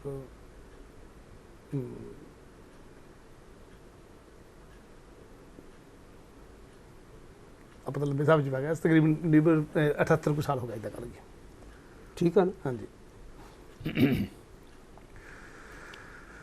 ਤੁਸੀਂ 24 ਸਾਲ ਵਿੱਚੋਂ ਕੱਢ ਦਿਓ, ਨਾ 22 ਸਾਲ ਵਿੱਚੋਂ ਕੱਢ ਦਿਓ, ਹਾਂਜੀ, ਬਾਕੀ ਕਿੰਨੇ? 78 ਚ 22 78 ਰਹਿ ਗਿਆ ਨਾ। ਹਾਂਜੀ। 78 ਸਾਲਾਂ ਦੀ ਇਹ ਮਰਿਆਦਾ ਅਰਦਾਸ ਦਾ ਇਹ ਸਰੂਪ ਪ੍ਰਵਾਨ ਹੋਇਆ। ਹੁਣ ਤੁਸੀਂ ਕਿਤੇ ਨਹੀਂ ਸੁਣਦੇ ਹੋਵੋਗੇ ਕਿ ਗੰਗਾ ਗਿਆ ਗੋਦਾਵਰੀ ਦੇ ਧਿਆਨ ਧਰ ਕੇ ਖਾਲਸਾ ਜੀ ਬੋਲੋ ਜੀ ਵਾਹਿਗੁਰੂ, ਕਿਤੇ ਨਹੀਂ ਸੁਣੋਗੇ ਸਾਧ ਸੰਗ ਗਾਜੋ ਜੀ ਵਾਹਿਗੁਰੂ, ਕਿਤੇ ਨਹੀਂ ਸੁਣੋਗੇ ਕੁਝ ਹੋਰ। ਭਾਵੇਂ ਨਾ ਕੁਝ ਐਵੇਂ ਨਾ ਬੜੀਆਂ ਮਾਮੂਲੀ ਜਿਹੀਆਂ ਹੈ, ਕੁਝ ਅਗਿਆਨਤਾ ਕਰਕੇ ਕੁਛ ਕੁਝ ਕਿਸੇ ਹੋਰ ਕਾਰਨ ਕੁਝ ਕਰਕੇ। ਮਨੁੱਖੀ ਸੁਭਾਅ ਕਰਕੇ ਵੀ ਮੈਂ ਕਹਿੰਦਾ ਕੁਝ ਕਿਸੇ ਹੋਰ ਕਾਰਨ ਕਰਕੇ ਉਹਦੇ ਚ ਬਾਤ ਘੱਟ ਕਰਦੇ ਨੇ। ਲੇਕਿਨ ਕਿਉਂ ਨਹੀਂ ਐਸਾ ਹੋਇਆ? ਕਿਉਂਕਿ ਇਹਦਾ ਜਿਉਂ-ਜਿਉਂ ਕੋਈ ਧਿਆਨ ਟਿਕਾ ਕੇ ਇਸ ਨੂੰ ਪੜ੍ਹੇਗਾ, ਇਸ ਨੂੰ ਸਮਝੇਗਾ, ਉਹ ਕਹੇਗਾ ਇਸ ਤੋਂ ਵੱਧ ਤਾਂ ਕੁਝ ਹੋਰ ਕਿਹਾ ਹੀ ਨਹੀਂ ਜਾ ਸਕਦਾ। ਕਮਾਲ ਹੈ ਅਰਦਾਸ ਦਾ ਤਾਂ ਇੱਕ ਅੱਖਰ ਜਦੋਂ ਤੁਸੀਂ ਪੜ੍ਹਦੇ ਕਮਾਲ ਹੋ ਜਾਂਦੀ ਹੈ। ਅੱਜ ਤੁਸੀਂ ਇਹ ਗੱਲ ਤੁਹਾਨੂੰ ਇੱਥੇ ਇੰਗਲੈਂਡ ਵਾਲਿਆਂ, ਅਸੀਂ ਇੰਗਲੈਂਡ ਵਿੱਚ ਆਏ ਹਾਂ, ਬਾਡੀਜ਼ ਰੱਖੀਆਂ ਗਈਆਂ, ਤੁਹਾਡੀ ਇਨਫੋਰਮੇਸ਼ਨ ਵਿੱਚ ਆਇਆ, ਮੇਰੀ ਇਨਫੋਰਮੇਸ਼ਨ ਵਿੱਚ ਆਇਆ, ਲੇਕਿਨ ਖਾਲਸਾ ਜੀ ਦੀ ਉਸ ਗੁਰੂ ਜੁਗਤ ਦੇ ਕੁਰਬਾਨ ਨਾ ਜਾਈਏ। ਅੱਜ ਤੋਂ 78 ਵਰੇ ਤੋਂ ਪਹਿਲਾਂ, ਔਰ ਇਹ ਜਿਹੜਾ ਪੈਰਾਗ੍ਰਾਫ ਹੈ ਜਿਸ ਵੇਲੇ ਪਹਿਲੀ ਵਾਰ ਖਰੜਾ ਛਾਪਿਆ ਗਿਆ 1931 ਦੇ ਵਿੱਚ, ਇਹਦੇ ਵਿੱਚ ਹੂ ਬਹੂ ਉਵੇਂ ਦਾ ਉਵੇਂ ਸੀ। ਅੱਛਾ ਕੀ ਬਾਤ ਹੈ। ਉਸ ਖਰੜੇ ਦੇ ਵਿੱਚ ਜਿਹੜਾ ਬਾਅਦ ਵਿੱਚ ਹੋਰ ਉਹ ਅਨੇਕਾਂ ਹੀ ਵਿਚਾਰੇ ਰਾਵਾਂ ਦੇ ਨਾਈਆਂ ਵਿਚਾਰਾਂ ਆਈਆਂ ਤੇ ਸਾਰਾ ਅਦਲ ਬਦਲ, ਬਹੁਤ ਕੁਝ ਅਦਲ ਬਦਲ ਹੋਇਆ ਉਸ ਵਿੱਚ ਪਹਿਲੇ ਖਰੜੇ ਤੋਂ ਬਾਅਦ। ਲੇਕਿਨ ਮੈਂ ਨੋਟਿਸ ਕੀਤਾ ਕਿ ਆਹ ਜਿਹੜਾ ਹੈ ਇਹ ਜਿਉਂਦੇ ਤਿਉਂ ਤੁਰਿਆ ਆ ਰਿਹਾ। ਕਿਉਂ ਤੁਰਿਆ ਆ ਰਿਹਾ? ਕਿਉਂਕਿ ਉਹ ਜੁਗਤ ਹੀ ਐਸੀ ਸੀ ਜਿਸ ਵੇਲੇ ਨਿਰਅਭਿਮਾਨੀ ਹੋ ਕੇ ਤੁਸੀਂ ਗੁਰੂ ਆਸ਼ਰਿਤ ਹੋ ਕੇ ਬੈਠ ਜਾਂਦੇ ਹੋ, ਹਾਂਜੀ, ਧਰਮ ਦੇ ਧਾਰਨੀ ਹੋ ਕੇ ਤੇ ਰਲ ਕੇ ਨਾ ਕੁਝ ਵਿਚਾਰਨ ਬੈਠ ਜਾਂਦੇ ਜਦੋਂ ਸਰਬੱਤ ਖਾਲਸਾ ਹੋ ਕੇ ਬੈਠ ਕੇ ਨਹੀਂ ਗੱਲ ਉਹ ਗੱਲ ਹੀ ਕੁਝ ਹੋਰ ਹੁੰਦੀ ਹੈ। ਔਰ ਉੱਥੇ ਇਹ ਗੱਲ ਫਿਰ ਲੱਭ ਲਈ, ਸਾਹਮਣੇ ਲੈ ਆਂਦੀ ਨਾਲ ਜੋੜ ਦਿੱਤੀ ਗਈ। ਇਉਂ ਵੀ ਲਿਖਿਆ ਜਾ ਸਕਦਾ ਸੀ ਜਿਨ੍ਹਾਂ ਨੇ ਆਪ ਸਿੱਖੀ ਅੰਤਲੇ ਸਵਾਸ ਤੱਕ ਨਿਭਾਈ, ਦੇਹਾਂਤ ਤੱਕ ਨਿਭਾਈ, ਸਿੱਖੀ ਕੇਸਾਂ ਸਵਾਸਾਂ ਨਾਲ ਨਿਭਾਈ। ਪਾਠ ਕਰਨ ਲੱਗਿਆ, ਅਰਦਾਸ ਦਾ ਪਾਠ ਕਰਨ ਲੱਗਿਆ, ਜ਼ਰੂਰ ਸਾਰੇ ਧਿਆਨ ਰੱਖਿਓ। ਮੈਂ ਸੁਣਦਾ ਹਾਂ ਕੁਝ ਸੱਜਣ ਜਿਹੜੇ ਨੇ ਵਾਕ ਬਣਤਰ ਨੂੰ ਨਹੀਂ ਸਮਝਦੇ ਹੁੰਦੇ, ਐਂ ਕਹਿੰਦੇ ਜਿਨ੍ਹਾਂ ਨੇ ਸਿੱਖੀ ਸਿਦਕ ਕੇਸਾਂ ਸਵਾਸਾਂ ਸੰਗ ਨਿਭਾਈ, ਕੋਈ ਵਾਕ ਨਹੀਂ ਬਣਦਾ, ਨਹੀਂ ਬਣਦਾ। ਸਿੱਖੀ ਕੇਸਾਂ ਸਵਾਸਾਂ ਸੰਗ ਨਿਭਾਈ। ਇਸ ਲਈ ਠੀਕ ਢੰਗ ਦੇ ਨਾਲ ਜੇ ਨਾਲ ਸਿਦਕ ਸ਼ਬਦ ਜੋੜਨਾ ਹੋਵੇ ਤਾਂ ਸਿੱਖੀ ਸਿਦਕ ਕੇਸਾਂ ਸਵਾਸਾਂ ਨਾਲ ਨਿਭਾਇਆ, ਫਿਰ ਸਾਨੂੰ ਐਂ ਕਹਿਣਾ ਪਏਗਾ ਜੁੜਨ ਦੀ ਵੀ ਕੀ ਲੋੜ ਹੈ। ਪਰ ਜੁੜਨ ਦੀ ਵੀ ਕੀ ਲੋੜ ਹੈ, ਗੱਲ ਤਾਂ ਸਾਰੀ ਕਲੀਅਰ ਹੋ ਰਹੀ ਹੈ। ਮੈਂ ਇਹੀ ਬੇਨਤੀ ਕੀਤੀ ਹੈ ਵੀ ਜਿਸ ਵੇਲੇ ਅਸੀਂ ਆਪਾ ਭਾਵ ਤਿਆਗ ਕੇ, ਆਪਣੀ ਸਿਆਣਪ ਤਿਆਗ ਕੇ ਅਸੀਂ ਅਰਦਾਸ ਦੇ ਇਸ ਇੱਕ ਇੱਕ ਅੱਖਰ ਨੂੰ ਵਿਚਾਰਾਂਗੇ ਤੇ ਅਸੀਂ ਪ੍ਰਤੀਤ ਕਰਾਂਗੇ ਕਿ ਸਾਡੇ ਕੁਝ ਹੋਰ ਕਹਿਣ ਦੀ ਲੋੜ ਹੀ ਕੋਈ ਨਹੀਂ। ਬਿਲਕੁਲ ਕੰਪਲੀਟ ਹੈ, ਇਹ ਕੰਪਲੀਟ ਹੈ। ਔਰ ਇਸੇ ਕਰਕੇ ਹੀ ਖਾਲਸਾ ਜੀ ਦੀ ਇਹ ਗੁਰੂ ਜੁਗਤ ਦੀ ਮੋਹਰ ਹੈ, ਮਰਿਆਦਾ ਦੇ ਉੱਪਰ ਇਸ ਲਈ ਲੱਗੀ ਹੈ। ਇਹ ਗੁਰੂ ਜੁਗਤ ਦੀ ਮੋਹਰ ਐਵੇਂ ਨਹੀਂ ਲੱਗਦੀ ਸੀ। ਹੁਣ ਗੁਰੂ ਜੁਗਤ ਵਿੱਚ ਆ ਕੇ ਗੁਰੂ ਖਾਲਸਾ ਜੀ ਦੀ ਮੋਹਰ ਤੋਂ ਬਾਅਦ ਅਸੀਂ ਫਿਰ ਸਮਝੀਏ ਵੀ ਕੁਝ ਮੇਰੇ ਹੁਣ ਪਾਉਣ ਵਾਲਾ, ਮੇਰੇ ਕੁਝ ਕਰਨ ਵਾਲਾ ਹੈਗਾ। ਆਪਾਂ ਕੋਈ ਧਰਮ ਦੀ ਵਿਆਖਿਆ ਕਰਦੇ ਹਟੇ ਹਾਂ ਤੇ ਜਦੋਂ ਇਹ ਪੈਰਾ ਸ਼ੁਰੂ ਹੀ ਹੁੰਦਾ ਆ ਉੱਥੇ ਵੀ ਧਰਮ ਦੀ ਤੁਸੀਂ ਜ਼ਿਕਰ ਕੀਤਾ, ਉੱਥੇ ਧਰਮ ਦਾ ਜ਼ਿਕਰ ਆਇਆ ਤੇ ਹੈ ਵੀ ਜਿਨ੍ਹਾਂ ਸਿੰਘਾਂ ਸਿੰਘਣੀਆਂ ਨੇ ਧਰਮ ਹੀ ਸੀ ਦਿੱਤੇ। ਮੇਰੇ ਬਿਲਕੁਲ ਖਿਆਲ ਆਇਆ ਕਿ ਇਹ ਵੀ ਗੱਲ ਕਹੀ ਜਾ ਸਕਦੀ ਜਿਨ੍ਹਾਂ ਸਿੰਘਾਂ ਸਿੰਘਣੀਆਂ ਨੇ ਸੀਸ ਦਿੱਤੇ, ਸੀਸ ਦੇ ਦਿੱਤਾ, ਕੁਰਬਾਨੀ ਤੇ ਕਰ ਦਿੱਤੀ, ਧਰਮ ਹੇਤ ਹੀ ਕਿਉਂ ਕਿਹਾ ਗਿਆ ਖਾਸ ਤੌਰ ਤੇ? ਇਹ ਤੇ ਜਰਾ ਆਪਾਂ 2-4 ਮਿੰਟ ਰਹਿ ਕੇ ਲਾ ਦਈਏ, 2 ਮਿੰਟ ਹੀ ਆਪਣੇ ਕੋਲ, 2-4 ਮਿੰਟ। ਇਹ ਤੇ ਜਿਨ੍ਹਾਂ ਸਿੰਘਾਂ ਸਿੰਘ ਨੇ ਧਰਮ ਹੇਤ ਸੀਸ ਦਿੱਤੇ ਤਾਂ ਕਿ ਧਰਮ ਦੀ ਵਿਆਖਿਆ ਪੂਰੀ ਹੋ ਜਾਵੇ। ਧਰਮ ਹੇਤ ਹੀ ਕਿਉਂ ਕਿਹਾ? ਸੀਸ ਦਿੱਤਾ, ਕੁਰਬਾਨੀ ਹੋ ਗਈ। ਮੈਂ ਤੁਹਾਨੂੰ ਇੱਕ ਸ਼ਬਦ ਦਾ ਧਿਆਨ ਧਰਮ ਹੇਤ ਲਿਆਉਂਗਾ ਜੀ। ਸ਼ਬਦ ਉਚਾਰਨ ਕਰਤਾ ਨੇ ਧੰਨ ਗੁਰੂ ਅਮਰਦਾਸ ਸਾਹਿਬ ਸੱਚੇ ਪਾਤਸ਼ਾਹ ਆਸਾ ਰਾਗ ਵਿੱਚ ਉਹ ਬਚਨ ਕਰਦੇ ਨੇ, ਕਹਿੰਦੇ ਨੇ ਹਰ ਦਰਸ਼ਨ ਪਾਵੈ ਵਡ ਭਾਗ ਜੀ, ਗੁਰ ਕਾ ਸ਼ਬਦ ਸੱਚੈ ਬੈਰਾਗ ਜੀ, ਖਟ ਦਰਸ਼ਨ ਵਰਤੈ ਵਰਤਾਰਾ ਗੁਰ ਕਾ ਦਰਸ਼ਨ ਅਗਮ ਅਪਾਰਾ ਜੀ। ਹੁਣ ਦਰਸ਼ਨ ਕੀ ਹੈ? ਅਸੀਂ ਆਖਾਂਗੇ ਜੋ ਅੱਖਾਂ ਦੇ ਨਾਲ ਵੇਖਿਆ ਜਾਣ ਵਾਲਾ ਹੈ, ਪਰ ਦਰਸ਼ਨ ਦਾ ਅਰਥ ਸਿਰਫ ਇਹ ਹੀ ਨਹੀਂ ਹੁੰਦਾ। ਦਰਸ਼ਨ ਮਤਲਬ ਫਿਲਾਸਫੀ ਵੀ ਹੁੰਦੀ ਹੈ। ਬਿਲਕੁਲ ਦਰਸ਼ਨ ਦਾ ਆਪਾਂ ਉਹਦੇ ਅਰਥਾਂ ਹੀ ਲੈਂਦੇ ਹਾਂ। ਔਰ ਉਹੀ ਜਿਹੜੀ ਅਸੀਂ ਧਰਮ ਦੀ ਗੱਲ ਕਰ ਰਹੇ, ਬਿਲਕੁਲ ਉਸ ਦੀ ਵਿਆਖਿਆ ਸਤਿਗੁਰੂ ਗੁਰੂ ਅਮਰਦਾਸ ਪਾਤਸ਼ਾਹ ਕਰਦੇ ਨੇ ਤੇ ਕਹਿੰਦੇ ਨੇ ਗੁਰ ਕਾ ਦਰਸ਼ਨ ਮੁਕਤ ਗਤ ਹੋਏ ਸਾਚਾ ਆਪ ਮਿਲੈ ਪ੍ਰਭ ਸੋਏ। ਜਿਹੜਾ ਗੁਰੂ ਸਾਹਿਬ ਸੱਚੇ ਪਾਤਸ਼ਾਹ ਦਾ ਦਰਸ਼ਨ ਸਿਧਾਂਤ ਹੈ, ਜਿਹੜਾ ਗੁਰੂ ਸਾਹਿਬ ਦਾ ਗੁਰਮਤਿ ਮਾਰਗ ਹੈ, ਸਾਚਾ ਆਪ ਮਿਲੈ ਪ੍ਰਭ ਸੋਏ। ਆਪ ਪ੍ਰਭੂ ਜਿਹੜਾ ਹੈ ਨਾ ਉਹ ਇਸ ਦਰਸ਼ਨ ਦੇ ਵਿੱਚ ਆ ਕੇ ਸਾਨੂੰ ਮਿਲਦਾ ਹੈ, ਇਸ ਦੇ ਅਨੁਸਾਰ ਚੱਲਿਆ ਸਾਨੂੰ ਮਿਲਦਾ ਹੈ। ਹਰ ਦਰਸ਼ਨ ਪਾਵੇ ਬੜ ਭਾਗ। ਫਿਰ ਨਾ ਉੱਥੇ ਗੁਰੂ ਸਿਧਾਂਤ ਜਾਂ ਗੁਰਮਤ ਨਹੀਂ ਸ਼ਬਦ ਵਰਤਿਆ, ਕਹਿਣ ਲੱਗੇ ਇਹ ਹੋਰ ਕੁਝ ਨਹੀਂ ਹੈ, ਇਹ ਹਰੀ ਦਰਸ਼ਨ ਹੈ, ਇਹ ਗੁਰੂ ਧਰਮ ਨਹੀਂ ਹੈ, ਇਹ ਰੱਬੀ ਧਰਮ ਹੈ। ਹਰ ਦਰਸ਼ਨ ਪਾਵੈ ਵਡਭਾਗ, ਵੱਡੇ ਭਾਗਾਂ ਵਾਲਾ, ਗੁਰ ਕਾ ਸ਼ਬਦ ਸੱਚਾ ਬੈਰਾਗ। ਗੁਰੂ ਸਾਹਿਬ ਜੀ ਦੇ ਇਸ ਗੁਰਮਤ ਮਾਰਗ ਤੇ, ਇਸ ਧਰਮ ਤੇ ਚੱਲਦਿਆਂ ਹੋਇਆਂ ਵਾਹਿਗੁਰੂ ਜੀ ਦੇ ਨਾਲ ਸਾਂਝ ਪੈਂਦੀ ਹੈ। ਜਿਹੜੇ ਦੂਸਰੇ ਨੇ ਖਟ ਦਰਸ਼ਨ ਵਰਤੈ ਵਰਤਾਰਾ, ਜੋਗੀਆਂ ਦਾ, ਜੰਗਮਾਂ ਸੰਨਿਆਸੀਆਂ ਦਾ, ਵੈਰਾਗੀਆਂ ਦਾ ਤੇ ਦੂਜਿਆਂ ਤੀਜਿਆਂ ਦਾ ਜਹਾਨ ਦੇ ਵਿੱਚ ਵਰਤਾਰਾ ਵਰਤ ਰਿਹਾ ਹੈ, ਭਾਰਤ 'ਚ ਵਰਤਾਰਾ ਵਰਤ ਰਿਹਾ ਹੈ। ਪਰ ਯਾਦ ਰੱਖਿਓ ਜੇ, ਗੁਰ ਕਾ ਦਰਸ਼ਨ ਅਗਮ ਅਪਾਰਾ, ਗੁਰੂ ਕਾ ਦਰਸ਼ਨ ਕੁਛ ਹੋਰ ਹੈ। ਇਹ ਜਿਹੜਾ ਗੁਰਮਤ ਦਰਸ਼ਨ ਹੈ, ਗੁਰਮਤ ਮਾਰਗ ਹੈ, ਗੁਰੂ ਨਾਨਕ ਦਾ ਧਰਮ ਹੈ, ਇਸ ਧਰਮ ਦੀ ਆਪਣੀ ਵਿਲੱਖਣਤਾ ਹੈ। ਕੀਤੋ ਸੋ ਆਪਣਾ ਪੰਥ ਨਿਰਾਲਾ। ਅਸੀਂ ਕਿੰਨੀ ਵਾਰੀ ਇਹ ਤੁਕਾਂ ਅਸੀਂ ਪੜ੍ਹਦੇ ਹਾਂ, ਤੇ ਮੈਂ ਕਹਾਂਗਾ ਸਾਡੇ ਸਰੋਤਿਆਂ ਨੂੰ ਇਹ ਪੰਕਤੀਆਂ ਯਾਦ ਕਰ ਲੈਣੀਆਂ ਚਾਹੀਦੀਆਂ ਨੇ, ਜਿਹੜੀ ਭਾਈ ਗੁਰਦਾਸ ਜੀ ਨੇ ਆਖਿਆ ਕਿ ਗੁਰੂ ਨਾਨਕ ਸਾਹਿਬ ਜੀ ਨੇ ਨਾ, ਕੀਤੋ ਸੋ ਆਪਣਾ ਪੰਥ ਨਿਰਾਲਾ, ਕੀਤੋ ਸੇ ਆਪਣਾ ਪੰਥ ਨਿਰਾਲਾ। ਆਪਣਾ ਜਿਹੜਾ ਮਾਰਗ ਸੀ, ਧਰਮ। ਮੈਂ ਹੈਰਾਨ ਹੋਇਆ, ਕੱਲ ਇੱਕ ਸੱਜਣ ਦਾ ਸਵਾਲ ਆਇਆ, ਸਿੱਖ ਧਰਮ ਹੈ ਕਿ ਸਿੱਖ ਪੰਥ ਹੈ? ਕਿਸੇ ਨੇ ਆਖਿਆ ਕਈ ਕਹਿੰਦੇ ਸਿੱਖ ਕੌਮ ਹੈ ਕਿ ਸਿੱਖ ਧਰਮ ਹੈ ਕਿ ਸਿੱਖ ਪੰਥ, ਜਾਨੀ ਕਿ ਹਾਂਜੀ ਕੌਮ ਤਾਂ ਹੋ ਗਈ ਨਾ ਚੱਲਣ ਵਾਲੀ, ਚੱਲਣ ਵਾਲੀ। ਉਹ ਕਹਿੰਦਾ ਸਿੱਖ ਧਰਮ ਹੈ ਕਿ ਸਿੱਖ ਪੰਥ ਹੈ? ਹਾਂਜੀ। ਮੈਂ ਕਿਹਾ ਕੋਈ ਨਹੀਂ, ਆਉਣ ਵਾਲੇ ਦਿਨਾਂ ਦੇ ਵਿੱਚ ਨਾ ਅਸੀਂ ਇਸ ਦੀ ਗੱਲ ਦੀ ਵਿਚਾਰ ਕਰਾਂਗੇ। ਜਦੋਂ ਅਸੀਂ ਪੰਥ ਸ਼ਬਦ ਦਾ ਅਰਥ ਕੇਵਲ ਹੀ ਅਸੀਂ ਮਾਰਗ ਪਥ ਲੈਂਦੇ ਹਾਂ,